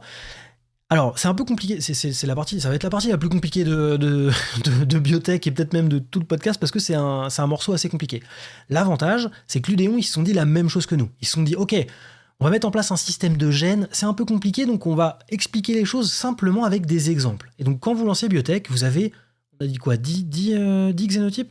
10 xénotypes ajoutés avec Biotech, exactement. On a 10 xénotypes prédéfinis. C'est les hussards, les hommes cochons, les diabloïdes, tous ces trucs-là qui ont déjà été faits et qui ont en fait un échantillon de gènes qui vont leur permettre d'être spécifiques. Donc c'est aussi bien des gènes qui vont changer le gameplay que des gènes qui vont juste changer le visuel. On prend par exemple les hussards, qui sont censés être des super soldats. Donc ils ont des bonus en attaque de mêlée, des bonus en tir, ils ont des bonus en résistance à la douleur. Par contre, en contrepartie, ils sont accros au Go-Juice. Ils doivent prendre du Go-Juice tous les 5 jours, et s'ils n'en prennent pas pendant 21 jours, si je dis pas de bêtises, ils finissent par tomber dans le coma et mourir. On parlait de cosmétiques, et eux, ils ont les yeux rouges, notamment. Exactement, voilà, c'est ça. Et il y en a même qui vont avoir des espèces de pouvoirs actifs. On pense par exemple aux diabloïdes qui peuvent cracher du feu une fois tous les jours, j'imagine, ou aux itakines qui peuvent enrager des animaux autour d'eux pour se battre, qui vont se battre avec eux. Donc on va vraiment avoir plein de gènes comme ça qui sont présents dans une dizaine de races prédéfinies qu'on va pouvoir jouer et qui vont faire partie des factions sur la planète. Donc en fait, déjà rien que ça, c'est fou, ça amène une diversité vraiment trop cool, avec des xénotypes qui habitent plutôt dans des endroits chauds, dans des endroits froids, d'autres qui sont carrément immortels, entre les néandertals et les sangophages, qui sont horribles à tuer. Et tous ces gènes, alors tous les gènes qui sont dans ces xénotypes, plus vraiment beaucoup de gènes que vous allez pouvoir trouver ou acheter, vous allez pouvoir fabriquer vous-même vos propres xénotypes. On va pouvoir aller chercher des gènes à l'intérieur des prisonniers qu'on aura fait, des gènes qu'on aura achetés, on va pouvoir recombiner tout ça et injecter ce nouveau set de gènes à l'intérieur de nos colons pour globalement pour les booster. Alors il y aura tout un système de comment complexité. Oui, c'est ça, un système d'équité. Il y a du limitant, c'est-à-dire qu'on a un niveau max de complexité de gènes. Les gènes, si c'est des bons gènes, ils vont augmenter le truc métabolique là, qui fait que votre colon... Alors ils vont baisser l'efficacité métabolique, du coup. Ils vont baisser l'efficacité métabolique, donc votre colon va manger plus. Mais si vous mettez des mauvais gènes, entre guillemets, enfin des gènes qui sont plutôt négatifs, ça va augmenter l'efficacité métabolique, donc le colon mangera moins. Et en gros, quand vous jouez comme ça avec les potards, j'ai envie de dire, ça va permettre de faire des colons un peu équilibrés ou des colons qui mangent énormément mais qui sont ultra cheatés. Et l'exemple le plus marquant, c'est un des presets qui est le sangophage, qui est en fait un vampire, mais qu'ils ont appelé le sangophage, qui est immortel, à moins qu'on lui coupe la tête ou qu'on le brûle. Alors, à savoir qu'il a tendance à prendre énormément de balles dans la tête, quand même. Pas de chance pour Voilà. lui. Il est- Pas de comme chance pour moi surtout, hein, j'ai l'impression. qui brûle, mais il a peur du feu. Mais bon, par contre, il est immortel, ce qui est déjà assez puissant. Il met des énormes patates, il fait des bonds, il peut mordre les gens pour les transformer en sangophage lui aussi. Et son seul vrai point négatif, c'est qu'une fois tous les 30 jours, j'ai plus les dates exactes, mais régulièrement, il va se coucher dans son cercueil. Vraiment, en plus, il va vraiment se coucher dans son cercueil pendant quelques jours pour se remettre.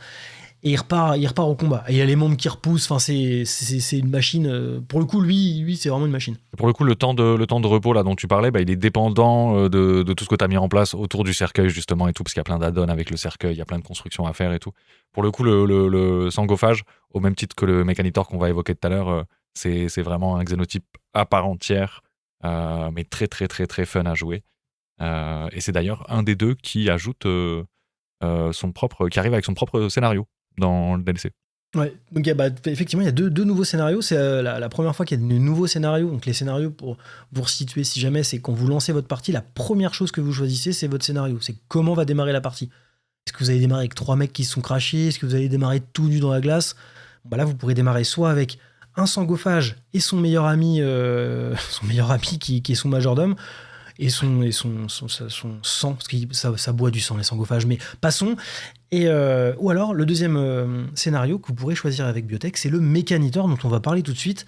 Alors attends, parce que justement, avant de parler du Mechanitor, il me semble que tu étais en train d'expliquer les gènes et je pense pas que tu sois allé jusqu'à la finalité du système de gènes, si? Si, c'est que globalement, on prend des gènes, on les recombine pour en faire un pack de gènes, hein, concrètement, qu'on va pouvoir injecter dans nos colons. Et c'est à peu près tout. En fait, le truc, c'est que comme tout le matos dont on a besoin pour prendre des gènes, les recombiner, fabriquer des nouveaux sets de gènes, et les réintégrer, c'est plutôt de l'endgame. C'est aussi pour ça, je pense, qu'ils ont mis en place tout ce qui est les presets de xénotypes, parce qu'en fait, tu joues pas rapidement avec les gènes. Mais une fois que tu commences à jouer avec, ça devient un peu tout et n'importe quoi, parce que tu peux faire des colons surpuissants ou des colons très nuls, hein, c'est toi qui décides. Et il y a un truc qu'on n'a pas évoqué forcément sur la génétique, qui peut paraître logique pour certains, mais qui n'est pas évident là tout de suite. On l'a dit, non, on l'a pas mentionné d'ailleurs. Les xénotypes peuvent se reproduire entre eux. Ce sont tous des humains, ils sont juste génétiquement modifiés, mais ils peuvent tous se reproduire entre eux. Ce qui veut dire que fatalement, il y a un héritage des gènes qui peut se faire, et donc on peut avoir des progénitures, les fameux enfants dont tu as parlé, qui peuvent partager des traits de différents xénotypes. Avec un peu de chance, parce que c'est random, avec un peu de chance, on peut se retrouver avec un hybride d'un xénotype qui aurait perdu exclusivement les traits négatifs du xénotype de son papa ou de sa maman, je ne sais pas. Mais voilà, c'est une mécanique qui est hyper plaisante à avoir, et du coup, c'est peut-être le seul truc qui lie ces deux mécaniques de biotech ensemble, la xénogénétique et la reproduction. C'est vrai qu'on peut avoir du coup des enfants hybrides qui héritent de ces trucs-là, ou alors juste s'assurer que les enfants qui naissent soient du même xénotype que leurs parents, et donc perpétrer la lignée, j'ai envie de dire. Parce qu'effectivement, Biotech, sinon, a ce truc d'avoir trois grandes branches comme ça qui se développent, qui n'ont pas forcément de lien. Mais on en parlera plus tard. Qui dialogue assez peu, effectivement. Mais oui, t'as raison, c'est vrai que la génétique et les enfants jouent un peu, je dirais, à la marge, même si c'est plus qu'à la marge, mais c'est vrai. Et donc le troisième pan qui est développé majeur, on va dire, dans Biotech, c'est donc le Mechanitor. Le Mechanitor, c'est un nouveau scénario qui s'appelle le Mechanitor, tout bêtement. C'est en fait un colon qui a une puce dans son cerveau qui lui permet de manipuler les mécanoïdes. Manipuler dans le sens où il va gérer les mécanoïdes qui lui appartiennent. Il va pas être capable de hacker les mécanoïdes qui vous attaquent, mais il va pouvoir contrôler des mécanoïdes au sein de la base. Ouais, effectivement. Du coup, le Mechanitor, c'est, comme tu as dit, du coup, un colon qui va pouvoir contrôler des mécanoïdes. On va avoir sur cette mécanique des coûts inhérents, parce que sinon c'est trop facile. On a des colons qui se remplacent, qui peuvent mourir, c'est pas grave. Il suffit de matériel pour les remplacer. Donc ça va produire de la pollution, qui est une nouvelle mécanique.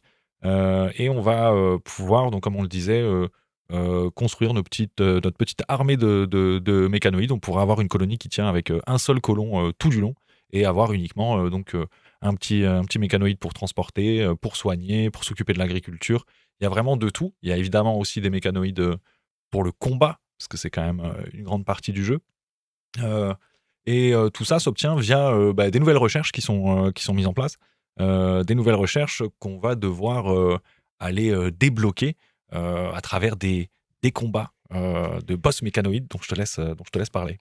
Alors ouais, les boss mécanoïdes, donc effectivement, pour passer les paliers, il va falloir qu'on appelle il va falloir qu'on décide d'appeler des boss méca. Donc ça va être des mécas spécifiques qui vont venir et qu'il va falloir battre. C'est un raid standard, mais juste au sein de ce raid, il y aura un ou plusieurs boss à l'intérieur qui vont nous lâcher des puces spécifiques qui vont nous permettre d'avancer dans la recherche. Et globalement, il y a trois boss méca qui vont apparaître, qui changent vraiment d'habitude. C'est un peu l'équivalent des mech clusters, dans le sens où ça casse un peu la routine du jeu et c'est assez intéressant. Donc le premier boss, on va en parler parce que c'est intéressant. Le premier, c'est Diabolus, c'est ça ? Ouais, c'est ça. Qui lui est c'est un gros mécanoïde qui a une espèce de petite arme qui vous tire en continu dessus, mais surtout, en parallèle, il va de temps en temps faire un rayon avec une zone affichée sur le sol, et dans cette zone, au bout de 4 ou 5 secondes, il va déclencher une espèce de grosse explosion de flammes. Donc en gros, vous avez votre petit groupe de colons, il va balancer son rayon, enfin l'endroit où il va balancer son rayon, vous voyez le rayon, vous déplacez vos colons à temps, sinon ils se font cramer, et donc il va falloir danser un peu comme ça tout autour de ce boss, ce qui est assez cool. Et il fait la même chose au corps à corps. Dès que vous envoyez un colon ou n'importe quoi au corps à corps, il fait une grosse explosion au corps à corps, donc il va falloir être mobile, ce qui change pas mal de Rimworld classique, où on a quand même tendance à rester assez fixe en fonction de comment on joue, mais on reste quand même souvent sur notre position à couvert en train de tirer sur les trucs. Donc là il va falloir se bouger, ce qui est assez cool. Ça ressemble un peu à des boss de MMO, ce genre de choses, donc c'est assez plaisant à jouer, ça change vraiment. Le deuxième boss, c'est la War Queen, donc la reine de guerre en français. C'est ça. Qui a rien à voir, c'est un gros centipède, très résistant, assez énervé, mais surtout qui fait apparaître une nuée de petits drones de merde. Et donc là, il va falloir avoir suffisamment de puissance de feu pour les tomber, les petits drones de merde, parce que déjà, les boss arrivent jamais tout seuls, il y a quand même un petit groupe avec eux en fonction du niveau de difficulté de votre partie. Mais donc il va falloir avoir suffisamment de puissance pour tomber ces petits machins et tomber ce gros centipède. C'est peut-être la plus simple des trois boss. Bah, disons qu'elle ressemble le plus aux mécaniques Rimworld usuelles auxquelles on a l'habitude. Elle fait spawn des ennemis qui se comportent comme des ennemis Rimworld plutôt classiques, quoi. Comme tu disais avant, Diabolus, il y a vraiment ce côté pattern à éviter, ce côté danse autour du truc qui va faire que ça change la donne. La War Queen, elle ressemble un peu plus à ce qu'on a l'habitude de voir. Et le dernier dont tu vas parler, là, l'Apocryton, a aussi lui une mécanique quand même qui change pas mal la donne, je trouve. Ouais. Oui, Apocryton, donc alors lui, là, il fait deux trucs vraiment spécifiques. La première chose, c'est qu'il va faire des bonds en arrière, ce qui est assez peu commun pour un boss, mais dès qu'on lui tire dessus, il fait un bond en arrière s'il peut pour se barrer du combat, parce que sa deuxième capacité, c'est d'être capable de relever des mécanoïdes morts. Donc en gros, il va toujours rester en arrière, et dès que vous tuerez un centipède ou n'importe quoi devant, il va le faire revivre, ce qui est particulièrement embêtant, parce que c'est suffisamment long de tuer un centipède pour pas avoir à tuer 2 fois ou 3 fois le même centipède. Ouais, globalement, tout ce qui arrive sur la map est potentiellement x2. C'est globalement comme ça qu'il faut le comprendre. C'est tout à fait possible. Il a un nombre maximum de résurrections, hein, bien sûr, il n'en a pas à volonté, mais lui, il va demander il va demander qu'on le rush, soit d'avoir une grosse capacité, une grosse puissance de tir pour être capable de tomber tout rapidement et plusieurs fois, soit juste le rush et le fumer. Donc, mais en tout cas, trois boss avec des mécaniques super différentes qui changent vraiment le jeu et qui, moi en tout cas, à titre perso, quand j'ai commencé Biotech, j'ai trouvé ça vraiment trop cool. Parce que la première run que j'ai fait, c'était une run mecha. Et les boss, c'était, ça changeait vraiment les choses, quoi. Ça amenait un vrai petit truc cool au jeu qui changeait radicalement. Ouais, moi j'avoue que je les ai fait récemment. Tu viens de dire que toi c'était ta première run. Moi j'ai commencé par des runs sans gophage, les goûts les couleurs, hein, mais voilà. Et effectivement, je les ai découverts il y a beaucoup plus récemment du coup que ça. Enfin, je les connaissais déjà, mais j'ai creusé le truc vraiment plutôt récemment.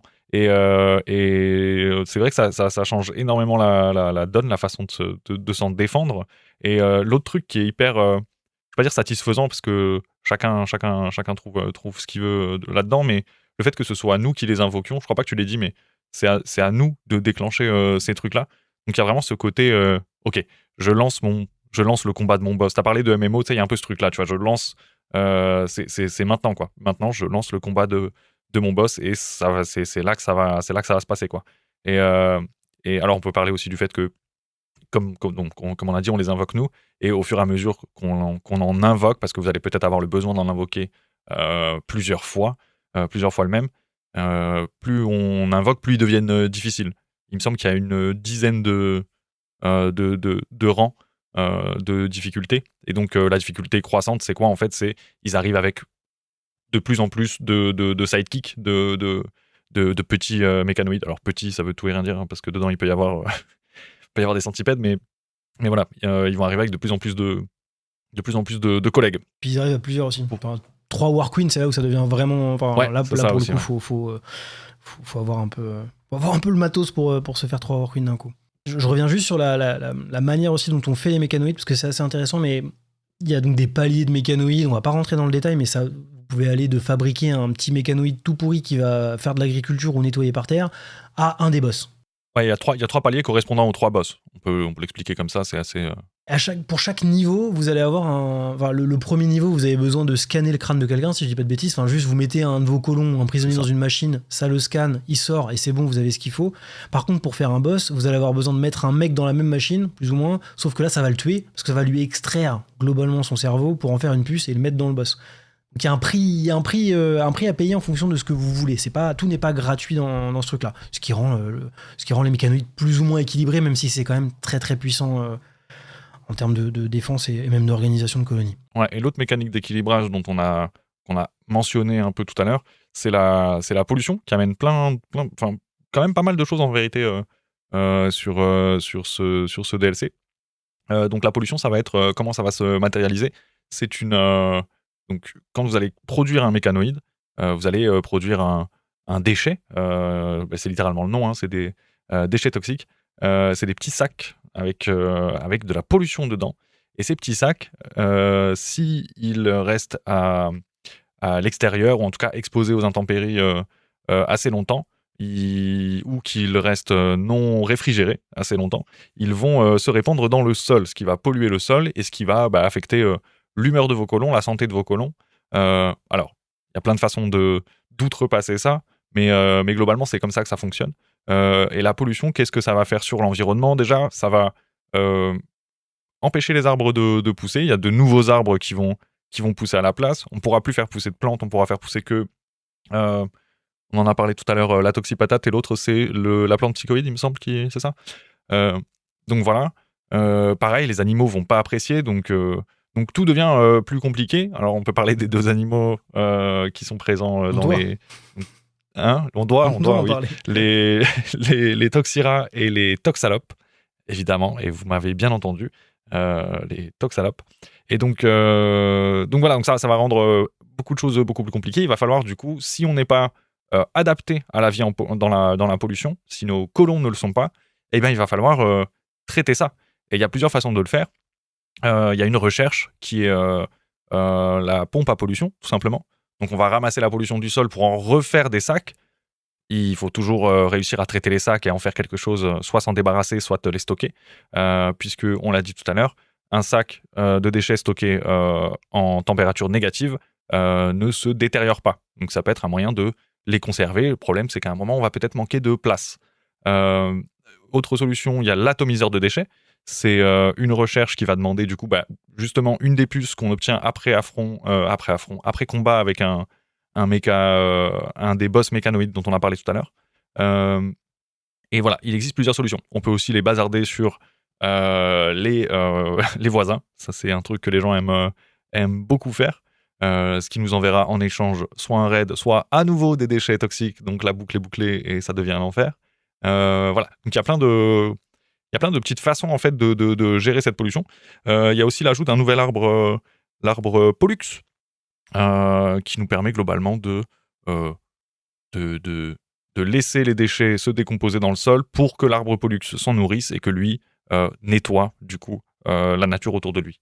Ouais, c'est une mécanique assez intéressante parce qu'on peut aussi, là on en parle que comme un truc un peu négatif, mais on peut aussi vivre dedans. C'est-à-dire que si on joue Pestilent, donc un xénotype qui peut vivre dans la pollution, qui a même des bonus, c'est-à-dire qu'il se déplace plus vite et ils ont un autre bonus dans la pollution. En tout cas, ils sont bien dans la pollution. Vu que c'est des drogués, ils peuvent faire pousser de la drogue dedans, donc ça leur va très bien.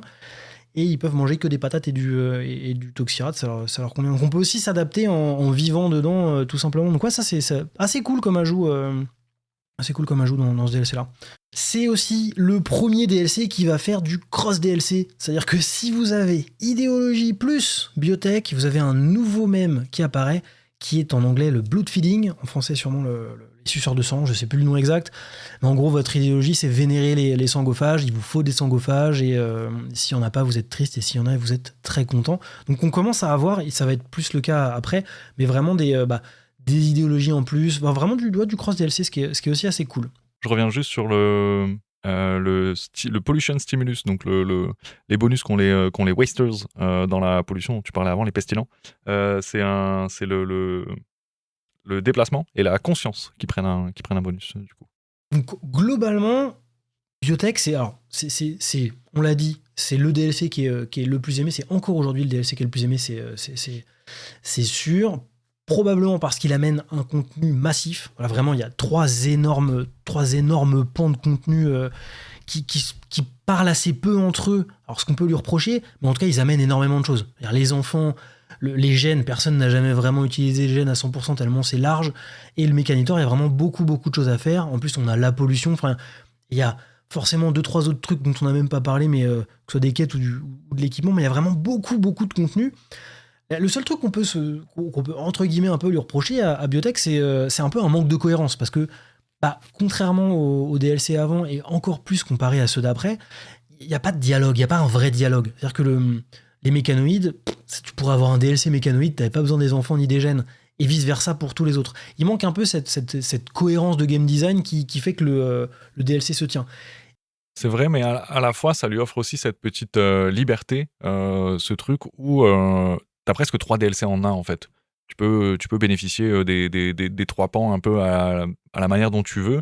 Et je trouve qu'en termes de rejouabilité, c'est au contraire, ça sert presque le propos, qu'on soit pas obligé de jouer ces 3 pans ensemble, parce qu'en plus, comme tu l'as dit, ils sont hyper complexes. Ils sont complexes.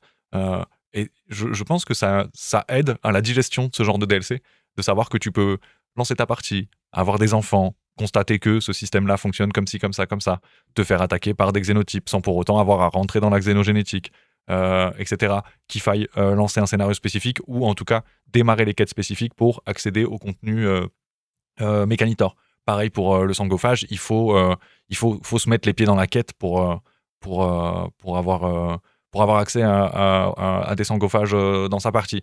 Donc de pas le subir comme ça, je pense que ça aère aussi un peu. Et autant ça manque on peut lui reprocher un manque d'unité, autant presque l'impression d'avoir eu 2 DLC en un. Et ça, pour le coup, j'ai du mal à le reprocher, quoi, tu vois. Ouais, non, c'est vrai. T'as tout à fait raison. Oui, c'est vrai. On peut de toute façon, ça veut tout et rien dire de le reprocher. On peut pas lui reprocher grand chose, mais Non, mais on peut le comparer aux autres et remarquer que effectivement, il n'y a pas ce côté unité comme il peut y avoir avec Ideo qui est très strict, comme avec Royalty qui on sait ce qu'il fait, quoi.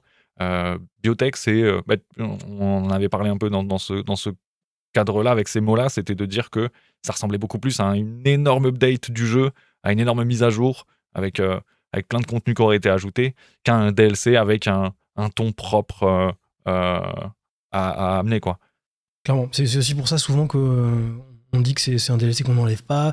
Il y a un truc qui va un peu dans ce sens dont on n'a pas parlé. Moi, je dirais que c'est un peu un aveu du studio involontaire, mais c'est le seul DLC qui n'a pas de fin. Tous les autres en ont ou vont en avoir, on le verra juste après, mais c'est le seul qu'on n'a pas. Alors que Ideo a, lui, une fin qui n'a aucun rapport, ce qui fait qu'ils auraient pu mettre une fin dans Biotech, mais il y a un peu ce côté de ok, là on vous donne juste du contenu, du gros contenu, régalez-vous, mais on réfléchit pas à un truc qui va beaucoup plus loin, entre guillemets. Hein, je grossis le trait sur ce truc-là. Ouais, non, mais après, il y a un peu aussi ce truc de dire on vous a quand même ajouté des méga mécaniques qui sont toutes super cool et tout ça. Vous allez pas nous en vouloir de pas mettre de fin là-dessus. C'est pas la fin du monde. Après, oui, c'est sûr, si on le compare à la fin d'Ideo, qu'on trouve qu'elle a rien à faire dedans et ça, c'est encore autre chose. Mais là, pour le coup, c'est pas dérangeant. Après, c'est sûr que encore une fois, en le comparant à IDEO, bah, presque la sensation que ça aurait été plus simple de sortir une fin là-dessus, que ce soit lié même lié juste à la pollution. Enfin, tu vois, il y avait quelque chose à faire. Pareil, on aurait pu avoir une fin mécanoïde à ce moment-là. Arconexus, il la mettait, tu mets le mécanitor qui va chercher la fin Arconexus, il y a un tout petit peu plus de rapport, je trouve. Enfin, Ah ouais, typiquement. Non, mais clairement, non, mais oui, c'est ça. C'est ça. Et donc, c'est vrai que c'est particulier, et à la fois, il est tellement apprécié ce DLC que visiblement, il n'a pas eu besoin. C'est ça qu'on peut conclure, quoi, effectivement. Les fins ont pas l'air. C'est plus un. Je sais pas, peut-être je sais pas le délire de qui, mais je suis pas sûr que ce soit le truc le plus attendu par les joueurs de Rimworld. Hein. Ça représente combien de pourcents du gameplay total de ce qu'on expérimente? Tu fais pas une fin tous les jours. Ça, non, il y a tellement de gens qui ont jamais, ne serait-ce que vu qu'il y avait des fins dans le jeu, que oui, ça n'a. Mais c'est marrant. En tout cas, DLC le plus apprécié. Donc ils ont sorti probablement leur meilleur DLC. Et ensuite, ils vont, parce qu'il faut qu'on avance dans les DLC, ils vont sortir un DLC un peu différent, qui va être un peu une expérimentation, j'ai un peu envie de dire. Le 11 avril 2024, alors ils l'ont annoncé un mois avant, mais il y a Anomaly qui sort. Alors l'avantage, c'est que... là, ils se sont fait un kiff là, sur Anomaly. Et ils ont bien choisi le nom.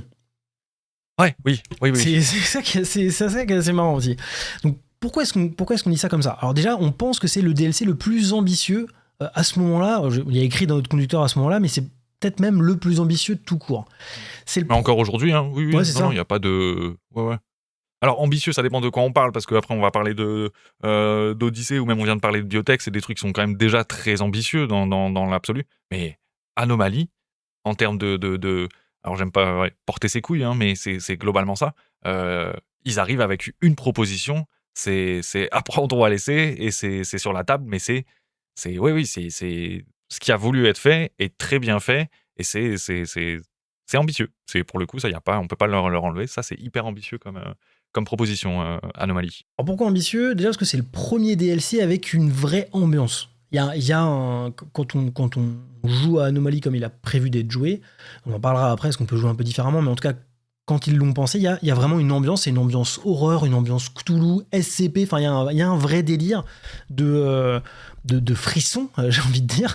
Tu vois, l'idée c'est que ça te colle un peu les miquettes. C'est aussi le premier DLC avec une sorte d'histoire. Il y a une progression au sein de ta partie. C'est pas juste tu crées ta colonie, tu te racontes une histoire. Là, c'est un peu différent. Donc pour ça, il faut qu'on parle concrètement de ce DLC. C'est ce qu'on a dit tout à l'heure, c'est vraiment il y a un point d'entrée, un point de sortie à ce DLC quand on le joue comme il a été pensé au départ.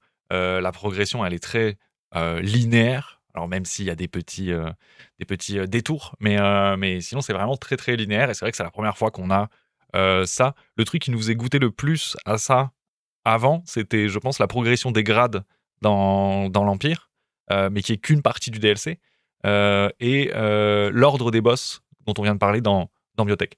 Mais là, Anomaly est entièrement fondée sur cette montée en puissance et cette gradation du truc, et cet avancement dans le bestiaire, dont on va parler dans un instant. Mais c'est vrai que c'est la première fois qu'on a une progression aussi linéaire d'un DLC, en tout cas. Donc on démarre avec... Il y a un nouveau scénario, on a trois scientifiques et une goule, qui est un nouveau type de colon.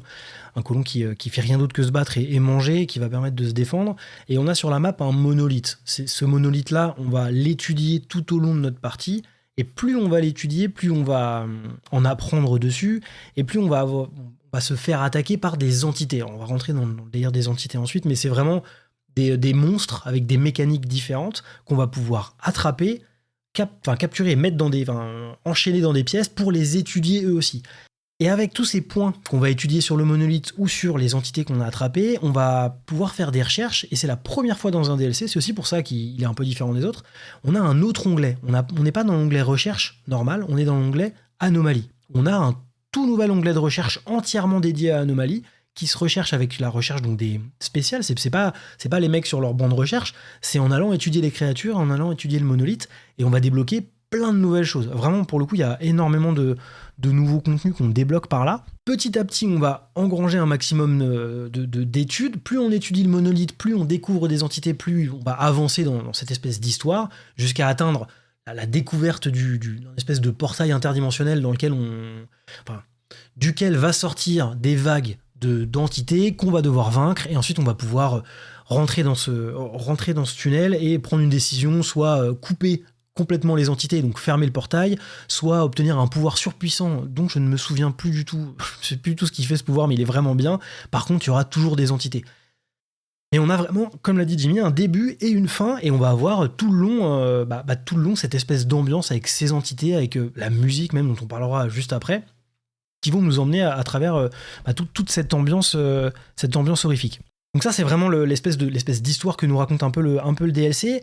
Et au-delà d'avoir donc un nouveau système de recherche et plein de nouvelles recherches dont on pourra parler, la grosse nouveauté, c'est les entités elles-mêmes. On pense que l'étincelle, elle est venue un petit peu des boss, parce que les boss mécanoïdes, ils avaient eux aussi leur truc un peu spécifique, ils étaient un peu différents, et donc là, ils ont pris ce concept-là d'avoir des monstres, entre guillemets, spéciaux, et ils ont poussé les potards à fond. Juste pour vous donner quelques exemples, parce qu'on va pas tous les faire, il y en a beaucoup. Il y a le cadavre anormal.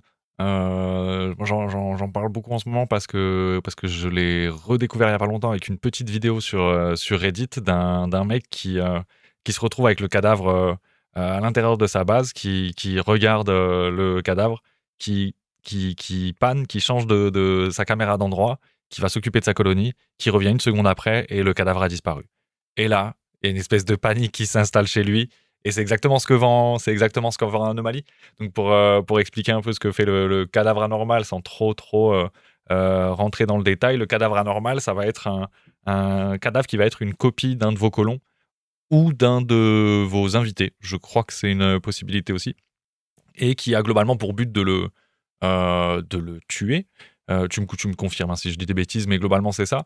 Quand il va finir par se réveiller et tuer le gars qui ça. ressemble. Et qui a donc cette mécanique de disparition, et ça ne s'active que quand la caméra n'est pas sur lui. Et juste cette mécanique-là, ce côté presque paranoïa qui est ajouté au jeu est vraiment incroyable. Et donc c'est pour ça que le cadavre anormal, c'est un de ceux dont on voulait parler là aujourd'hui. Ça explique vraiment ce que peut être Anomaly si vous n'avez jamais mis les pieds dedans, en tout cas. Ouais, l'idée des entités, c'est de changer un petit peu des raids, ou plutôt que d'avoir des raids avec 150 tribaux qui vous attaquent et avoir peur de perdre votre colonie parce qu'il y avait trop de gens. Là, ça va être d'être tout le temps sous tension, et ça marche encore mieux quand on vous connaissait pas Anomaly, parce que quand on connaît, ça reste, il y a une tension qui est toujours là. Hein, mais la première fois que vous le faites et que vous avez par exemple le cadavre qui arrive, ou même le revenant dont on va parler tout de suite, c'est un espèce de spectre qui apparaît, qui est invisible. Il apparaît, il rend un de vos colons, il fait tomber un de vos colons dans le coma et il s'enfuit. Et donc là, il va falloir le poursuivre, soit avec des fusées de lumière, je sais plus comment on appelle ça, mais pour pouvoir le repérer, soit suivre les traces de pas, soit utiliser un de vos colons il y a différentes stratégies, mais en gros, c'est une espèce de chasse à l'homme avec un truc invisible qu'il va falloir absolument trouver avant qu'il ait rendu tous vos colons, qu'il ait fait tomber tous vos colons dans le coma. Donc il y a vraiment cette espèce de stress, plus le fait de chercher ce truc invisible sur la map. Il y a un mini côté enquête, à la fois urgence, qui se nourrit très bien au sein du DLC, ouais. Ah, pour le coup, les entités, elles sont vraiment trop cool. On a aussi les obélisques, on a 3 obélisques différents qui font des choses qui n'ont rien à voir. Sachant que la première fois que vous les voyez, vous avez aucune idée de ce qu'elles font. À chaque fois, il faut étudier ces trucs-là, hein, pour pouvoir en tirer des choses. Hein. On l'a pas dit, mais par exemple, le revenant, quand vous l'avez capturé et que vous l'étudiez, vous pouvez fabriquer une colonne vertébrale qui permet à un de vos colons de devenir invisible. Ce qui est plutôt cool aussi, en soi. Donc les obélisques, il y en a 3, il y en a un qui va faire des mutations. Quand un de vos colons va toucher l'obélisque, il va se retrouver avec une tentacule, potentiellement. Il y en a un autre qui va les dupliquer, mais de manière un peu déviée. Forte chance que le truc vous attaque, que son colon, le colon dupliqué attaque l'original. Et il y a le meilleur qui vous transporte dans un labyrinthe. Là, le colon qui a touché l'obélisque se trouve dans un labyrinthe, il peut pas sortir, il faut qu'il sorte du labyrinthe et il est tout seul. Et ça, c'est pareil, c'est tout nouveau dans Rimworld. On n'avait pas d'espèce d'instance jusque-là. Et là, on se retrouve avec un colon, pas prêt, au milieu d'un endroit qu'on ne connaît pas. Et si on arrive à s'en sortir, en plus, il y aura globalement du loot à ramener. Donc c'est hyper gratifiant. Par contre, ça illustre, je crois qu'on l'a dit en préambule, non, on l'a peut-être pas dit, mais c'est peut-être un des DLC qui manque de rejouabilité. On a parlé avec la linéarité avec laquelle on avance dans le truc, qui manque un peu de rejouabilité. Et là, tu vois, typiquement, t'en as parlé, mais la surprise ne se fait plus, tu vois. fatalement, aujourd'hui, si je me retrouve face à un obélisque qui va transporter mon colon dans un labyrinthe, bon, bah, je vais prendre un colon qui risque d'être un peu mieux préparé, quoi, tu vois. Fatalement, après, on pourrait dire ça de beaucoup de mécaniques dans le jeu, où si tu les connais, tu te prépares mieux. Mais c'est vrai que je pense que la première run anomalie qu'on fait, elle a une saveur très très particulière et c'est exceptionnel. On parlait du Noctol aussi, où d'un coup toutes les lumières s'éteignent sur ta map. Enfin, il fait tout noir et ça devient, c'est horrible. Il fait noir, noir, hein, pour ceux qui n'ont pas fait. Hein, Ouais, noir, noir. Ah oui, non, c'est on ne pas. voit rien. C'est-à-dire que Oui, la oui, map, non. elle est complètement noire. À part les endroits où vous avez de la lumière, vous ne voyez pas. Et si un colon met un pied dans le noir, il se fait attaquer par un truc que vous ne voyez pas. C'est génial. Non, mais oui, non, mais je suis d'accord avec toi. La première run d'Anomalie, c'est celle qui fait le plus. Elle fait vraiment peur pour le coup. Enfin, elle fait peur dans la limite du raisonnable. Oui, on n'est pas dans la vraie vie, ça reste un jeu en 2D, machin, tout ça, mais. On a peur de vraiment perdre nos colons, on a peur de pas comprendre comment faire, parce que enfin, je repense au Revenant, mais quand il te reste que 2 mecs, que t'as 5 colons qui sont dans le coma, bah tu sais que t'as perdu. En fait. Les chances sont en train de vraiment s'amenuire et que c'est pas bien parti du tout, quoi. On peut pas parler de toutes les entités parce que mais elles sont vraiment trop cool, mais celui où d'un coup tu retrouves par terre un morceau de chair. Et il faut enquêter. Il faut enquêter. Donc t'as un de tes colons, enfin, tu te doutes, mais t'as un de tes colons qui a un truc en lui, a priori, qui laisse de temps en temps des petits morceaux de chair. Il est contaminé, c'est Alien, c'est génial. Ouais, c'est génial. Alors, ça, quoi. En vrai, elle est vraiment le plus ambitieux et ça marche. Le problème, alors attends, avant de rentrer dans le problème, on va finir peut-être de parler de ce qu'amène le DLC parce que au-delà de toute cette ambiance et tout ce bestiaire qui est trop cool, mais qui est un peu effectivement moins intéressant quand on les connaît, il y a quand même des choses qui sont trop cool tout le temps. On a donc tout ce nouveau pan de recherche qui ramène des nouvelles armes. On a par exemple une arbalète qui tue pas les gens, donc non létale, ce qui est intéressant. On a des nouveaux sérums qui sont considérés comme des drogues qui vont donner des bonus à nos colons. Alors j'ai plus en tête ce qu'ils font, mais il y en a un qui rend beaucoup plus résistant. Il y a 2-3 sérums différents. On va avoir aussi tout un système de rituels psychiques, c'est-à-dire que on va pouvoir faire des espèces d'incantations de sexe, hein, concrètement, pour voler la jeunesse d'un prisonnier, pour qu'un de nos colons redevienne plus jeune. On va pouvoir téléporter un ennemi dans notre base directement pour le capturer, sachant que les ennemis peuvent aussi le faire. On peut se retrouver avec un groupe de sectes qui est en train de faire une incantation sur le bord de notre map pour téléporter un de nos colons. C'est pareil, la première fois que ça t'arrive, quand t'as toute une faction qui débarque sur ta map en train de faire un rituel autour de toi et tout, il y a un truc qui est tellement cinématographique que ça en est vraiment génial, quoi. Puis surtout que tu sais pas ce qui se passe, et quand ton colon est téléporté et que tu vois qu'ils sont en train de le fumer ou de le kidnapper, bah c'est trop tard, tu peux plus rien faire, ils sont à l'autre bout de la map. C'est fini. Donc ça marche, non mais ça marche vraiment vraiment trop bien. Donc plein de nouveaux rituels à faire qui sont vraiment très cool. On a aussi bien sûr un arbre légendaire qui est l'arbre héros, qui est un arbre qui va manger les cadavres. Alors c'est utile dans certains cas parce qu'il y a moyen il y a un événement qui fait revenir à la vie tous les cadavres sur la map, donc ça permet de gérer ce genre de moment-là. On l'a dit, il y a une nouvelle fin. Ouais, moi j'aurais voulu rajouter que parce qu'on parle beaucoup d'ambiance et de tout ça avec ce DLC, c'est son gros point fort. Et en faisant des recherches là récemment, je disais que j'étais tombé sur ce bout de vidéo où le mec voit que son cadavre anormal a bougé et il est pas serein du tout. Et il y a beaucoup de remarques sur ce DLC, comme quoi la bande son est hyper appréciée.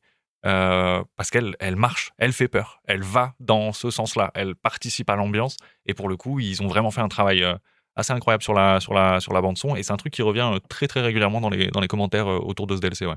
Et toi-même, je sais que t'as eu peur. Allons au bout, mais vraiment, moi, les musiques de RimWorld, j'aime bien. Enfin, j'ai l'impression d'avoir tellement écouté qu'elles font partie un peu de ma vie. Mais pas Anomalie. Anomalie, j'aime pas. Quand j'écoute, je suis pas bien. Enfin, quand je me fais attaquer par les trucs, je suis. La tension monte. Elle fonctionne. Mais ce qui est bon signe, c'est fait pour, hein, donc c'est parfait. T'es mal à l'aise, quoi. C'est pas agréable. DLC avec beaucoup de choses, DLC le plus ambitieux. En vrai, on trouve c'est un des DLC les mieux ficelés parce qu'il y a vraiment un package complet qui est trop cool. Par contre, c'est probablement le DLC le plus polarisant. Soit vous avez trouvé ça génial parce que l'ambiance SCP, Cthulhu Horror, tout ça, vous aimez bien et vous êtes à fond et vous avez kiffé. Soit c'est pas votre délire, vous avez pas envie d'avoir peur quand vous créez une colonie. Et donc là, le DLC, vous pouvez même pas l'acheter parce que en soi, tout fait peur dedans, entre guillemets. Enfin, c'est le but en tout cas. Donc DLC polarisant, et son autre vrai problème, c'est le manque de rejouabilité. C'est ce qu'on se disait aussi un peu, on aurait presque pu en faire un Rimworld standalone à part. On aurait acheté Rimworld Anomaly, on aurait eu une run de 10-20 heures, et après on n'aurait plus jamais rejoué, et on l'aurait payé 3-4 euros. Ça aurait tout aussi bien marché, parce qu'on va pas forcément le remettre dans notre jeu à chaque fois qu'on lance une run. La comparaison qu'on avait faite, c'était les épisodes hors série des séries type les Simpsons, l'épisode Halloween. Tu vois, ça ressemble vraiment à ça et c'est carrément ça, quoi.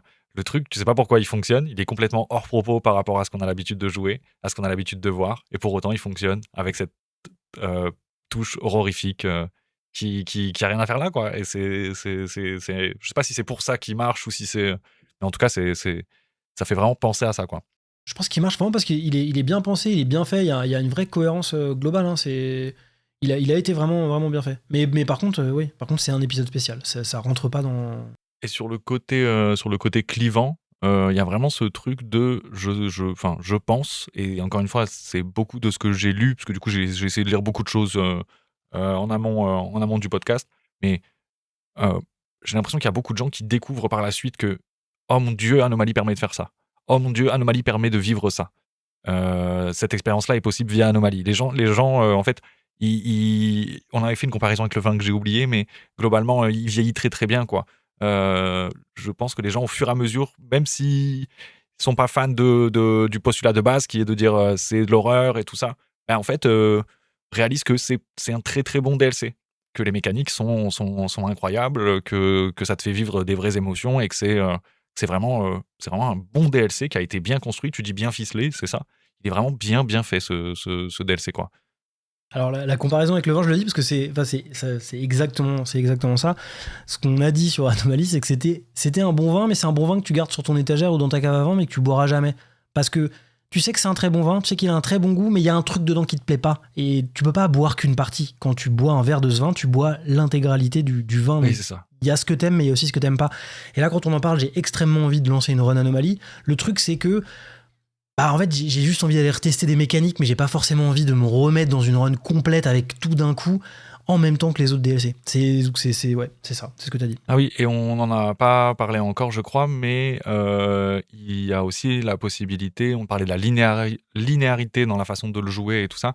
Ludéon en est revenu et a décidé d'ajouter une façon de jouer qui s'appelle l'ambient horror, je crois, en anglais. Et donc, l'horreur ambiante, du coup, en français, je suppose. Et du coup, on a la possibilité d'avoir les events anomalies, les mécaniques anomalies, sans aller s'embêter à faire tout le bestiaire, à faire le Pokédex du DLC, et sans avoir le monolithe sur sa map. Du coup, ça permet de goûter à Anomaly d'une certaine façon, mais mine de rien, vu comment ils ont décidé d'équilibrer la chose et que les événements sont très très rares dans ce contexte-là, ça enlève un peu du côté de ce qui fait Anomaly, du coup, et du côté peut-être plaisant, mine de rien, quoi. Donc voilà, c'était pour dire qu'aujourd'hui, il y a plusieurs façons de jouer Anomaly, et que la linéarité, c'est tel que ça a été prévu à la base, ce dont on parlait, et qu'aujourd'hui, il existe la possibilité de jouer en horreur ambiante. On pourrait en parler encore. En vrai, ce DLC est vraiment super. On va passer au DLC suivant, mais on pourrait presque faire un épisode juste dessus parce qu'il y a encore, je pense, plein de choses à dire, ne serait-ce que de parler de chaque entité, de chacune de leurs mécaniques, ce serait cool. Et puis alors, même en termes de design, en termes enfin, comment ils sont... De caractère design Ouais, montré, ils sont... Tout est bien, tout est beau, tout est... Enfin, beau. Dans Rimworld, bien sûr, oui. Ouais, version Rimworld, mais je trouve que c'est... Et puis même le ton est bien, tout se tient et tout, voilà. C'est un très très bon DLC. Voilà, passons au suivant. Petit DLC, le suivant. Ouais, alors pareil, hein, on a la sensation que Ludéon apprend de ce qu'il fait, et on le voit au fur et à mesure. On en parlera en conclusion probablement, mais on sent qu'ils apprennent et qu'ils font entre guillemets de mieux en mieux, parce qu'on voit les DLC qui se construisent un peu avec les DLC précédents en tête. Et donc là, ils ont fait quelque chose. Alors, ils ont fait Biotech, donc ils ont répondu à un vrai besoin. Ensuite, ils ont fait Anomaly. On sent que là, ils sortaient des sentiers battus, ils testaient quelque chose. Ça peut-être pas aussi bien marché qu'ils espéraient, ou alors ça a bien marché, mais ils avaient envie dans tous les cas de tester quelque chose, et c'est tant mieux. Mais là, ils vont repartir sur quelque chose qui était attendu. Un des trucs qui était le plus attendu par les joueurs, c'était de pouvoir se déplacer. Alors, soit par des vaisseaux spatiaux, en tout cas, pouvoir se déplacer. Et c'est exactement la thématique d'Odyssée. Et c'est peut-être même le DLC qui est aussi clair en termes d'envie. C'est-à-dire que Odyssée, c'est le déplacement sur la planète. Encore une fois, lui, c'est dans le nom. Hein. Odyssée, c'est vraiment voilà le titre est, j'allais dire, est éponyme. Ça veut rien dire, mais il explique vraiment ce que tu achètes avec le DLC. Là-dessus, il y a aucune triche, quoi. Et quand tu prends un peu de recul, tu vois que pour le coup, tout est fait pour que tu te déplaces. Et c'est ça qui est vraiment, ça c'est vraiment bien foutu dans celui-là. Ouais. Avant même de toucher au vaisseau, en fait, en vérité. Hein. Ouais, carrément, ouais. Le vaisseau, c'est un des éléments qui va. Mais attends, reprenons. Oui, expliquons. C'est le dernier DLC en date, donc déjà, on a moins de recul que sur les autres, donc on a eu moins le temps de, soit de lire ce que pensaient les gens, soit même de nous vraiment l'intellectualiser, donc faut quand même aussi le prendre en compte. Donc ils décident de faire un truc que les gens attendent, c'est des vaisseaux, mais surtout du déplacement. En fait, c'est là où je pense qu'ils sont assez forts, c'est que les gens attendaient des vaisseaux, et eux, ils ont dit, ok, les gens, ce qu'ils veulent, c'est pas vraiment des vaisseaux, c'est du déplacement. Ça va leur permettre de se déplacer le vaisseau. Et c'est là où c'est malin, c'est que quand tu fais un jeu vidéo ou quand tu fais un DLC, faut pas bêtement faire ce que les gens veulent. Faut comprendre ce que les gens ont envie et en faire quelque chose d'intéressant pour les pousser à le faire. Sinon, ça n'a aucun intérêt.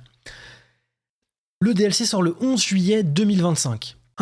Toujours avec la même stratégie, à peu de choses près, c'est-à-dire toujours la version qui sort, la bêta qui sort, les previews. Et là, la différence, c'est que une dizaine de jours avant, on a un groupe de créateurs de contenu, enfin, je dis un groupe, mais il y en avait quand même pas mal, de par le monde, qui ont eu accès au jeu en avance et qui ont pu y jouer une dizaine, 7-10 jours avant, et qui ont pu en faire des vidéos et des lives. Ce qui, aujourd'hui, est normalement un classique, hein, ça fait des années que tous les jeux vidéo font ça. L'Udéon, ils ont commencé avec Odyssey, et c'est très bien, parce que ça a probablement dû jouer sur le succès de ce DLC. Après, on peut parler du fait que l'Udéon, contrairement à plein d'autres studios, l'Udéon, c'est pas un studio qui a une proximité absolument folle avec sa fanbase, avec ses joueurs. C'est même plutôt l'inverse. Ils sont plutôt discrets dans leur coin et ils font ce qu'ils ont à faire, un peu en mode secret. Ça travaille dans le labo et ça sort ce qu'il y a à sortir quand ça doit sortir. Donc là, pour le coup, c'était un vrai pas. Enfin, c'est assez à remarquer, quoi. C'est un vrai pas en avant de leur part vers la communauté aussi, quoi. Oui, c'est vrai. Non, c'est vrai. Bon, ça me paraît, c'est un peu cynique de se dire, mais ça me paraît, un point de vue marketing et vente, je sais pas pourquoi ils l'ont pas fait dès le début. Mais non, mais ça, on peut l'entendre, mais c'est pour ça que je notais que l'Udéon, c'est un petit peu le petit garçon dans son coin qui te sort une fulgurance tous les. Tu vois, je le vois comme ça, moi, il y a ce truc-là. Et donc, c'est pas. Disons, venant d'eux, ça ne m'étonne pas que ça n'avait pas été leur premier réflexe. Maintenant, toi et moi, on parle de marketing. Oui, tous les jours, il faut envoyer ton DLC aux créateurs de contenu les plus populaires si tu veux toucher les marchés. Ouais, évidemment, on est d'accord là-dessus. Maintenant, j'excuse l'Udéon parce que je les vois comme une entité qui veut pas être proche en fait terriblement de sa fanbase, ce qui est pas un reproche. Hein. Tu sais que je sais pas trop. C'est un autre sujet complet, mais rien que le fait d'avoir encore, c'est un des rares endroits où on a encore un forum l'Udéon avec des gens qui postent. Ça, pour moi, c'est un peu la preuve que, mine de rien, ils veulent avoir une fanbase à la maison. Un forum, c'est un truc qui n'existe plus depuis 10 ans. Et eux, c'est toujours là, et les gars répondent. Enfin, alors je connais pas le niveau d'activité du forum, mais régulièrement, quand tu fais des recherches sur le net, tu tombes sur le forum de l'Udéon. Donc, je suis d'accord, mais là, on parle dans un sens, c'est-à-dire que la communauté est proche de l'Udéon. L'Udéon ne donne pas grand-chose à la communauté en dehors de ça. Tu vois, on parle de la communication. En fait, ils ne communiquent qu'une fois par sortie de DLC, en fait, un mois avant. Oui, après, le reste, c'est pour des événements merch, c'est pour des trucs comme ça. Mais on a rarement des insights de ce qui se passe à l'intérieur. Non, oui. On a rarement... Voilà, c'est pour ça que je veux dire qu'ils sont pas proactifs sur le fait de nous donner des choses à nous, la communauté, quoi. Mais et c'est en ça que je dis que c'est pas un reproche, c'est une façon d'être, j'ai envie de te dire. Et donc c'était en ça que je disais que c'était pas étonnant de leur part que ça ne vienne que maintenant. Maintenant, encore une fois, si on parle en logique uniquement marketing et très très froidement, évidemment que ça aurait bénéficié à toutes les sorties de DLC, je pense. Odyssée, donc qu'est-ce que ça ajoute concrètement dans le jeu? Alors, bien sûr, déjà, la partie vaisseau gravitationnel, qui est sûrement le plus gros morceau que tout le monde a en tête. Donc vous êtes Le plus visible en tout cas. le plus visible, effectivement. Vous avez la capacité de construire un vaisseau. Alors, ils appellent ça un vaisseau gravitationnel parce que c'est un vaisseau qui ne se déplacera que sur la planète et en orbite, qui n'ira pas sur d'autres planètes. C'est un hélicoptère, globalement. Faut le voir comme, faut le Ouais. voir comme ça. C'est un C'est hélicoptère. un gros hélicoptère, effectivement. Donc, vous pouvez construire votre gros hélicoptère gravitationnel sur votre planète. Il y aura... Alors, là où c'est malin, c'est qu'en fait, quand on disait que tout est porté vers le déplacement, c'est-à-dire que pour construire votre vaisseau, vous êtes limité en ressources et en taille de vaisseau. Et pour augmenter ces ressources et cette taille de vaisseau, il va falloir aller chercher sur la map, à des endroits précis, de par des quêtes, des morceaux de vaisseau pour agrandir votre vaisseau. Donc, juste le fait de vouloir agrandir son vaisseau vous oblige à vous déplacer.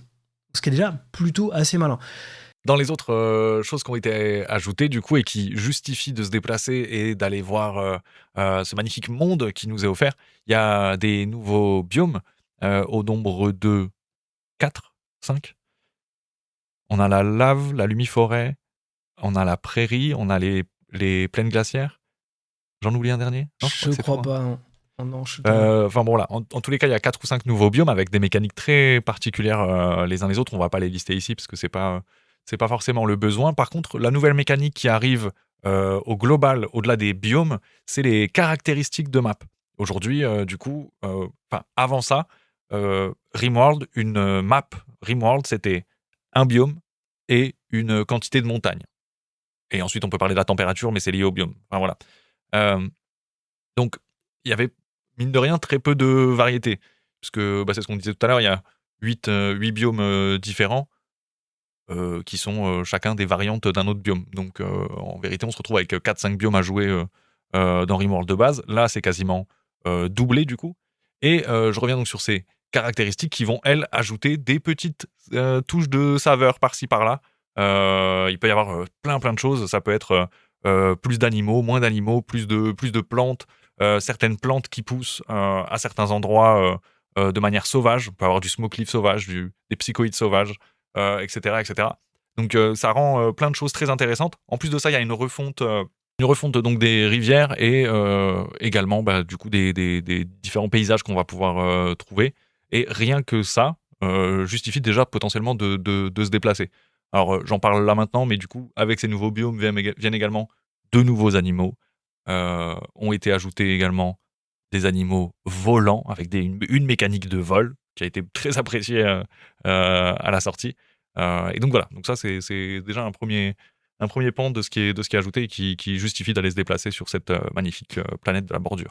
Puis il y a aussi tout bêtement du loot à aller chercher, hein, que ce soit du carburant, que ce soit des armes, que ce soit il y a des caches à explorer. Enfin, il y a je veux dire, au-delà même de juste avoir changé les biomes, il y a vraiment ce qu'on appelle des points d'intérêt. Tout ça, c'est des points d'intérêt, mais des points d'intérêt avec des choses à aller chercher concrètement, enfin, du matos, quoi, pour faire tourner le vaisseau ou pour faire tourner la colonie.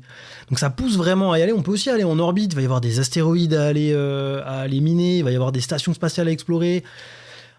Il va y avoir vraiment plein de choses qui vont pousser le joueur à se déplacer. Et en parallèle, je vais laisser Jimmy en parler, il y a aussi un nouveau scénario. Oui, oui, parce que du coup là on parle de raison d'être amené à se déplacer. Donc on a parlé de tout ça. Tu as parlé des armes. D'ailleurs, il y a aussi les armes uniques dont il faudra qu'on parle. Les nouveaux biomes, les nouveaux animaux, etc. Ça, c'est des raisons naturelles d'aller s'y déplacer. On veut découvrir, on veut savoir ce qu'il y a. On veut expérimenter ça. Et il y a la version forcée. Il y a la version qui t'oblige à te déplacer. Donc le nouveau scénario Odyssée va en fait vous mettre dans la peau d'un équipage qui a d'ores et déjà un vaisseau dès le démarrage. Vous n'aurez pas à aller le chercher ou à commencer à le construire. Vous l'aurez dès le départ. Par contre, en contrepartie, vous êtes pourchassé par les mécanoïdes.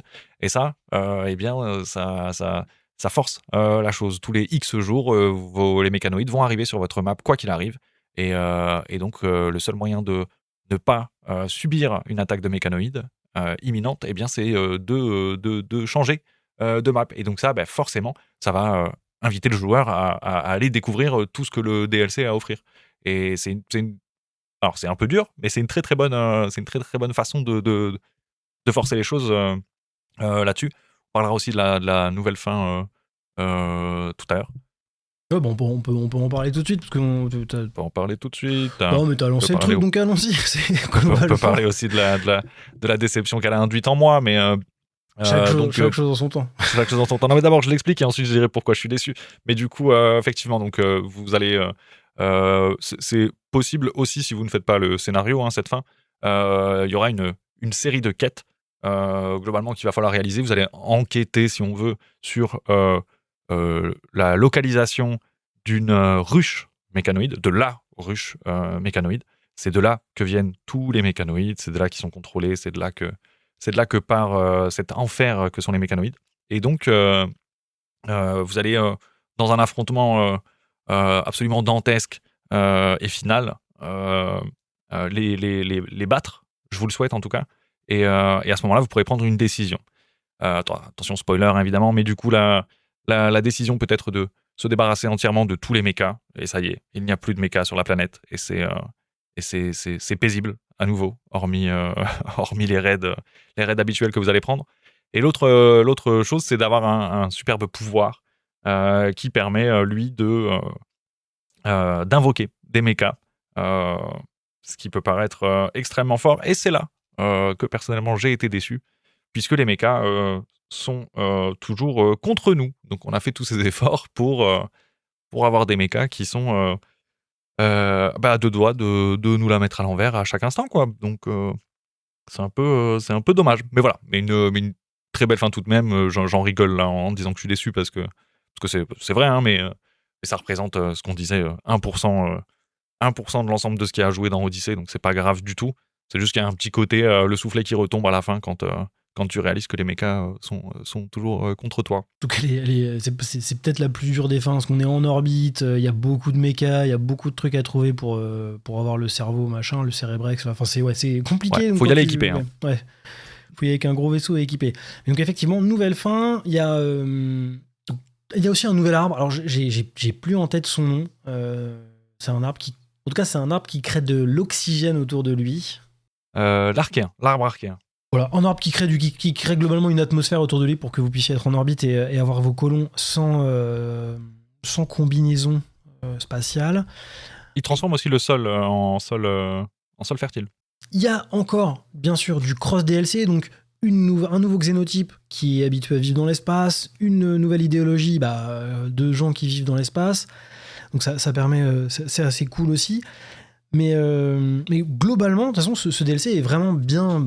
Lui, pour le coup, il est vraiment bien fait. En fait, la différence avec Anomaly, c'est qu'il est aussi bien fait, aussi bien pensé qu'Anomaly, je pense, dans le sens où. Tout en étant généraliste. Ouais, c'est ça. C'est que vous pouvez le jouer en suivant les règles d'Odyssey, c'est-à-dire être poussé à vous déplacer, papillonner partout, et ça marchera très bien. Mais vous pouvez aussi prendre votre groupe de diabloïdes, aller dans un champ de lave, faire une colonie fixe, et vous bénéficierez quand même du nouveau biome, des nouveaux animaux, des nouvelles mécaniques de lave qui montent. On n'est pas rentré dans tous les détails, mais il y a beaucoup de petites mécaniques de lave ou d'eau qui montent en fonction des biomes. Et donc vous pouvez le jouer un peu comme avant, mais en profitant quand même des nouveautés d'Odyssey. Ce qui n'était pas le cas dans Anomaly. C'est là où on sent que chaque DLC progresse par rapport au précédent. Ouais, c'est ce qu'on disait en démarrant, et c'est pour ça qu'on s'est rattrapé très vite, mais du coup, c'est ce qu'on disait en disant que le vaisseau gravitationnel n'est pas une nécessité dans ce DLC. On peut tout à fait se dire qu'on avance de caravane en caravane, aller découvrir les cartes autour de nous et les différents biomes autour de nous. Ça marche tout aussi bien, quoi. Et donc c'est vraiment un DLC qui est très complet et qui remplit tout à fait son rôle, en plus d'avoir ce gimmick qui est délicieux des vaisseaux gravitationnels qu'on adore jouer maintenant. Il y a beaucoup de gens qui ne jouent plus que par la navette désormais, maintenant que c'est disponible. C'est très pratique. La navette, c'est pratique. Oui, non, mais oui. Ouais, même le moteur, il est pratique, il vaut 1000 balles. Oui. Non, mais c'est clair. C'est clair. Autre chose qu'on n'a pas dit, on a parlé beaucoup des nouveaux animaux, on a dit qu'il y avait des nouveaux animaux, des nouvelles choses et tout. Il y a aussi des nouvelles, comment est-ce qu'on appelle ça, aptitudes pour les animaux. Certains animaux peuvent maintenant miner pour nous, certains animaux peuvent fouiller et trouver des ressources dans le sol. Enfin, il y a plein de petites choses comme ça qui ont été ajoutées aussi, qui encore une fois nécessitent pas forcément de se déplacer. C'est même juste sur notre map, ça peut nous arriver et tout, et ça peut être très très pratique aussi. Et si vous avez jamais vu des mégathériums minés, c'est un délice. C'est rigolo. Vraiment, ouais. Ouais, c'est des caractéristiques que vous pouvez Vous pouvez entraîner votre animal, exactement. certains animaux à le faire, et il y a même aussi un truc qui permet d'augmenter le niveau d'intelligence d'un animal. Bon, il y a vraiment beaucoup de contenu, hein. On l'a dit, Ouais. on l'a juste soulevé, il y a des armes uniques, c'est-à-dire que vous pouvez tomber sur des armes uniques, et ce qu'on entend par unique, c'est un cumul de plusieurs caractéristiques spéciales. Par exemple, ça tire des balles IEM, et ça a une crosse qui est stabilisée. Et donc vous tirez mieux et vous tirez des balles IEM. Et ça va chercher comme Il peut y ça avoir des... il peut y avoir des traits négatifs, faut le Oui, préciser aussi. oui, ouais. Il y a des traits négatifs dans le tas.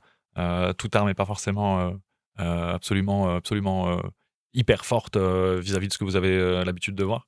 Mais ça rajoute un vrai côté, qu'est-ce que je vais looter dans ce bâtiment? Et est-ce que je vais trouver une arme unique et est-ce qu'elle va être incroyable ou pas? Enfin, il y a vraiment, c'est l'exploration. Oui, c'est ça. Ce que j'allais dire, c'est qu'en plus, ces armes-là, la seule manière de les avoir, c'est d'aller les chercher. Il faut aller les looter dans des caves remplies de drones qui vont vous attaquer ou d'insectes. Donc il va falloir se battre un peu pour aller les chercher. On en parle rapidement parce que c'est quand même pas rien. Enfin, c'est pas rien. Il y a aussi deux gros animaux qui sont arrivés. On a l'Alpha Trumbo, pardon, qui est un super Trumbo. Il faut avoir une quête spécifique pour aller le chercher. C'est vraiment une chasse qu'il va falloir mettre en place. Et il est très énervé. Mais il donne une très belle corne, mieux qu'une corne de Trumbo. Et il y a la reine des insectes qu'on va pouvoir aller déloger dans son repère. Donc encore une fois, une carte de type instance, comme il y en avait avec Anomaly, où on va pouvoir descendre dans le sous-sol. Et là, les murs sont très bizarres et très faciles à casser, mais on peut explorer ça très vite. Et à un moment, ça croustille fort derrière un mur. Et là, on tombe sur la reine des insectes qu'on va pouvoir également tame, également apprivoiser. Ouais, qui pourra créer elle-même des petits insectes. Enfin, c'est pas facile à apprivoiser, mais c'est cool à avoir. Donc vraiment, beaucoup de choses, tout tourné vers le déplacement de votre colonie. Et alors globalement, c'est un succès, parce que je crois pas qu'on l'ait dit, mais la semaine qui a suivi la sortie, les 2-3 jours qui ont suivi la sortie, Rimworld tape son record avec, il me semble, plus de 100 000 joueurs un instant T sur Steam. Donc du jamais vu encore, donc ça a mieux marché que Biotech, ce qui est plutôt positif parce que le jeu il est en early depuis 2013 et il sort en 2018, donc on va bientôt être à 10 ans, on se déplace doucement vers les 10 ans de jeux sortis, donc c'est cool qu'il y ait encore autant de monde et qu'il y en ait de plus en plus. Donc ça c'est aussi la preuve que Ludéon fait des DLC de plus en plus, de mieux en mieux, j'ai envie de dire, puisque ça marche. Ouais. En fait, on peut dire que l'idée est bonne ou pas, ça c'est quelque chose, mais en termes de qualité intrinsèque de ce qui est sorti, oui, Ludéon s'améliore de DLC en DLC, il n'y a pas photo, il n'y a qu'à voir la différence. Enfin, Anomaly, c'est ce qu'on disait, très clivant, mais pour le coup, en termes de réalisation, il n'y a rien à en redire, quoi. Il est incroyable. Il est incroyable, et on sent que c'est un des 2 derniers DLC sortis, là où on a commencé par dire que Royalty était un poil... on sentait que c'était le premier DLC et qu'il y avait peut-être d'autres façons de le faire, quoi. On a fait globalement le tour de tous les DLC. Je pense qu'on est peut-être même rentré un peu trop dans le détail, mais c'était quand même assez intéressant. Et maintenant, c'est parce qu'on est passionné, Cube. Ça, c'est parce que ça joue. La passion, ça joue. on va pouvoir se poser la question de. Enfin, on va se poser la question déjà de. Est-ce qu'on peut se poser la question de quel est le meilleur DLC ? Et vous vous en doutez, c'était un moyen de vous attirer, auditeurs émérites, pour vous faire venir sur le podcast. Mais en fait, ça n'a pas tellement de sens. Si on va prendre 2 exemples, mais comparer Biotech et Odyssey, ça n'a pas le même scope, ça n'a pas la même équipe, c'est pas les mêmes ambitions, donc c'est pas vraiment comparable. Si on prend même Odyssey et Royalty, genre le premier et le dernier, il n'y a même pas le même nombre de gens dans la boîte. Et pareil, si je vous dis, on compare Odyssey et Biotech, il y en a un, Odyssey, on va dire que c'est le plus cohérent d'un point de vue game design, puisqu'on vient de le dire, tout est bien ficelé. Par contre, Biotech, il est vraiment mieux en termes de contenu pur. Il amène des choses qu'on n'enlèvera jamais. Alors qu'Odyssey, on pourrait s'en passer. Donc ils sont tous les deux meilleurs dans une catégorie. Ça va correspondre en fait à des profils de joueurs différents. Chaque DLC peut aller toucher pas un public en particulier, mais en tout cas va satisfaire les envies de certains joueurs plus que d'autres. Et en fait, c'est bien parce qu'on finit du coup avec énormément de diversité au final. Et ça, c'est plutôt cool. Ouais, clairement, ça enrichit le jeu. Et donc, plutôt que de vous dire quel est le meilleur DLC, ce qu'on va faire, c'est prendre chacun d'eux et vous dire dans quel cadre on pense tous les deux que c'est le meilleur. Et on va commencer avec Biotech, qui est le premier. Et pourquoi on le met en premier ? Parce que c'est le premier DLC que vous devez acheter. Si vous n'avez pas de DLC et que vous vous demandez quel DLC j'achète, parce que j'ai un peu joué à Rimworld, globalement, c'est Biotech. Ça amène du contenu de base, on dirait presque une mise à jour, et lui, une fois que vous l'avez mis dans votre jeu, vous l'enlèverez jamais, entre guillemets, hein, mais vous l'enlèverez probablement jamais. Donc c'est le premier à acheter. Et pour le coup, même si on n'utilise pas toutes les mécaniques à chaque partie, il y a vraiment ce côté, effectivement, beaucoup de contenu, beaucoup de choses ajoutées. Et rien que le fait de. Moi, je suis désolé, je sais que toi, t'es moins convaincu par ça que moi, mais rien que le fait d'avoir des enfants et les xénotypes comme ça qui peuvent intégrer notre colonie, et tout, je trouve que c'est vraiment. Ça le place au top du top, hein. Ah, si, je suis convaincu. Je suis convaincu par. Je suis complètement convaincu. Je suis moins convaincu parce que je trouve qu'il est moins cohérent, mais c'est pas. Mais d'un point Non, de moi, je vue, parlais juste de la mécanique des mais enfants. voilà, mais la mécanique des enfants, c'est pas celle que je mets en premier. Je préfère les xénotypes aux enfants. Mais c'est quand même cool d'avoir des bébés qui hurlent dans la vraie vie et dans un jeu vidéo. Excellent. Ensuite, Royalty, lui, ce qu'on pense, c'est que c'est celui qui s'intègre le mieux au jeu. C'est-à-dire que, alors c'est le premier. Alors, il n'y a pas de gradation dans ce qu'on est en train de dire, hein. On n'est pas en train de dire 1, 2, 3, 4, 5. Enfin, c'est pas nécessairement un classement qu'on est en train de faire. Faut le préciser pour les gens. Là, on vous donne. Biotech a été placé en premier parce qu'on pense que c'est le premier DLC à acheter, donc ça paraissait logique de le mettre en premier. Mais là, ensuite, on est vraiment dans du. On discute de chaque DLC, dans quel cadre il s'inscrit et à quel type de joueur, globalement, il peut correspondre. Exactement. Donc Royalty, on pense que c'est celui qui s'intègre le mieux au jeu sans qu'on s'en rende compte. C'est-à-dire qu'on l'a dit, hein, c'est celui quand on lance le jeu, on a accès à pas grand-chose, tout est vraiment bien intégré à l'intérieur, on va petit à petit découvrir les choses. Et si on faisait un comparatif, parce qu'on a fait un peu cette comparaison, Biotech, si on est dans un appartement avec Biotech, c'est un morceau d'appartement, ça va être 3 grosses pièces différentes, bien distinctes. Alors qu'au Royalty, ça va changer un peu la couleur des murs, ton canapé il sera un peu plus moelleux, t'auras une télé un peu plus grande, mais tu vas pas tout de suite. Peut-être t'as des nouveaux meubles, mais c'est tout. Peut-être une nouvelle télé, voilà. Mais les pièces restent les mêmes. Ouais, ça a pas cassé ton appartement, y a pas de nouvelles pièces ou quoi, juste c'est super bien intégré et c'est trop cool de l'avoir. Et donc lui, bah pareil, une fois que tu l'as, tu l'enlèves plus vraiment parce que tu te rends plus compte qu'il a été activé ou pas. C'est ça, on oublie souvent, les gens retirent Royalty après un certain temps avoir joué avec et réalisent que ah bah putain, en fait l'Empire ça vient de là. Ah ouais, et les mecs cluster en fait ça vient de là. C'est vraiment, il y a vraiment ce genre de truc. Alors ce truc-là arrive aussi parce que c'est le plus ancien des DLC, donc fatalement celui qui a été le plus joué en termes de temps potentiellement. Fatalement ça aide, mais il y a vraiment ce sentiment-là de on oublie qu'il est là, on oublie ce qu'il y a dedans et voilà, il est presque trop discret Royalty par moment. Ouais, je suis d'accord, il est presque trop discret.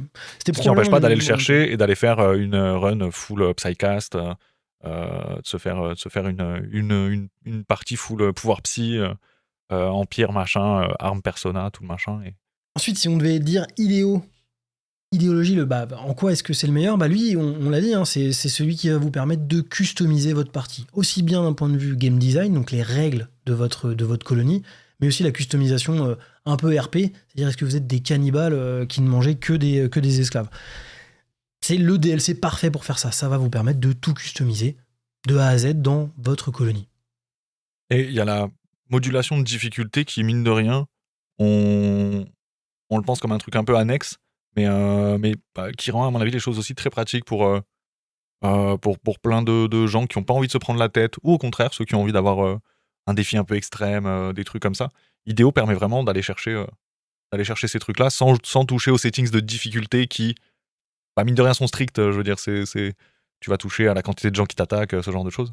Là, on a vraiment ce truc. Tu peux être inventif avec les difficultés que tu vas te mettre. Tu peux être inventif avec la facilité que tu vas avoir à jouer. Tu peux avoir un truc très satisfaisant si ce qui t'attire, c'est pas la difficulté. Enfin, voilà, il y en a vraiment pour tout le monde. Et de donner les clés aux joueurs comme ça, voilà, c'est vraiment ça qui le définit.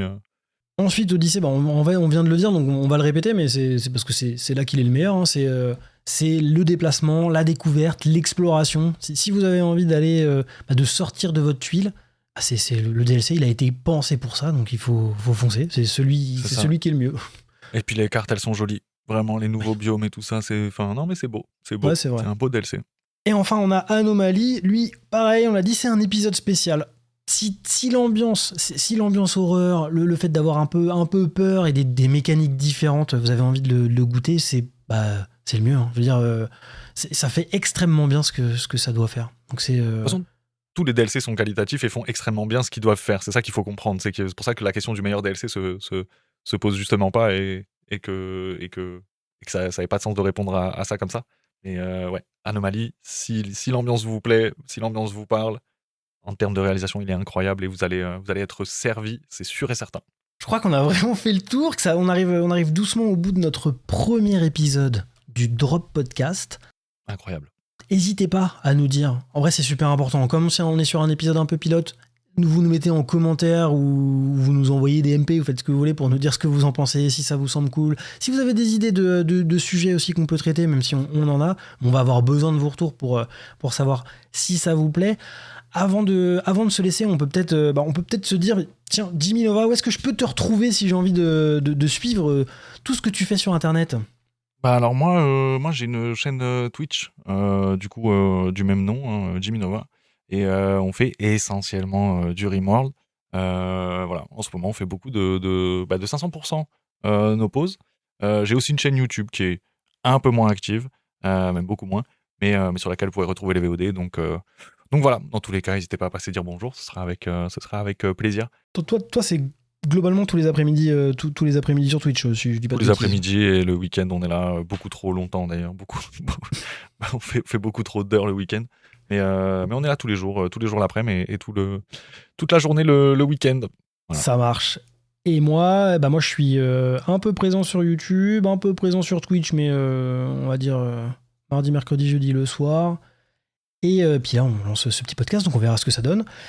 Merci, en vrai, merci à tous d'avoir écouté, merci à tous ceux qui sont encore là, merci à tous ceux qui vont nous dire ce qu'ils en pensent, parce que c'est grâce à vous qu'on pourra améliorer les choses. Merci Jimmy Nova, bien sûr. Merci à toi mec, c'était trop cool. Ouais grave, c'était un vrai plaisir cet exercice. Plaisir partagé comme un DLC. On se retrouve très bientôt pour un nouvel épisode du Drop Podcast. Salut. Salut.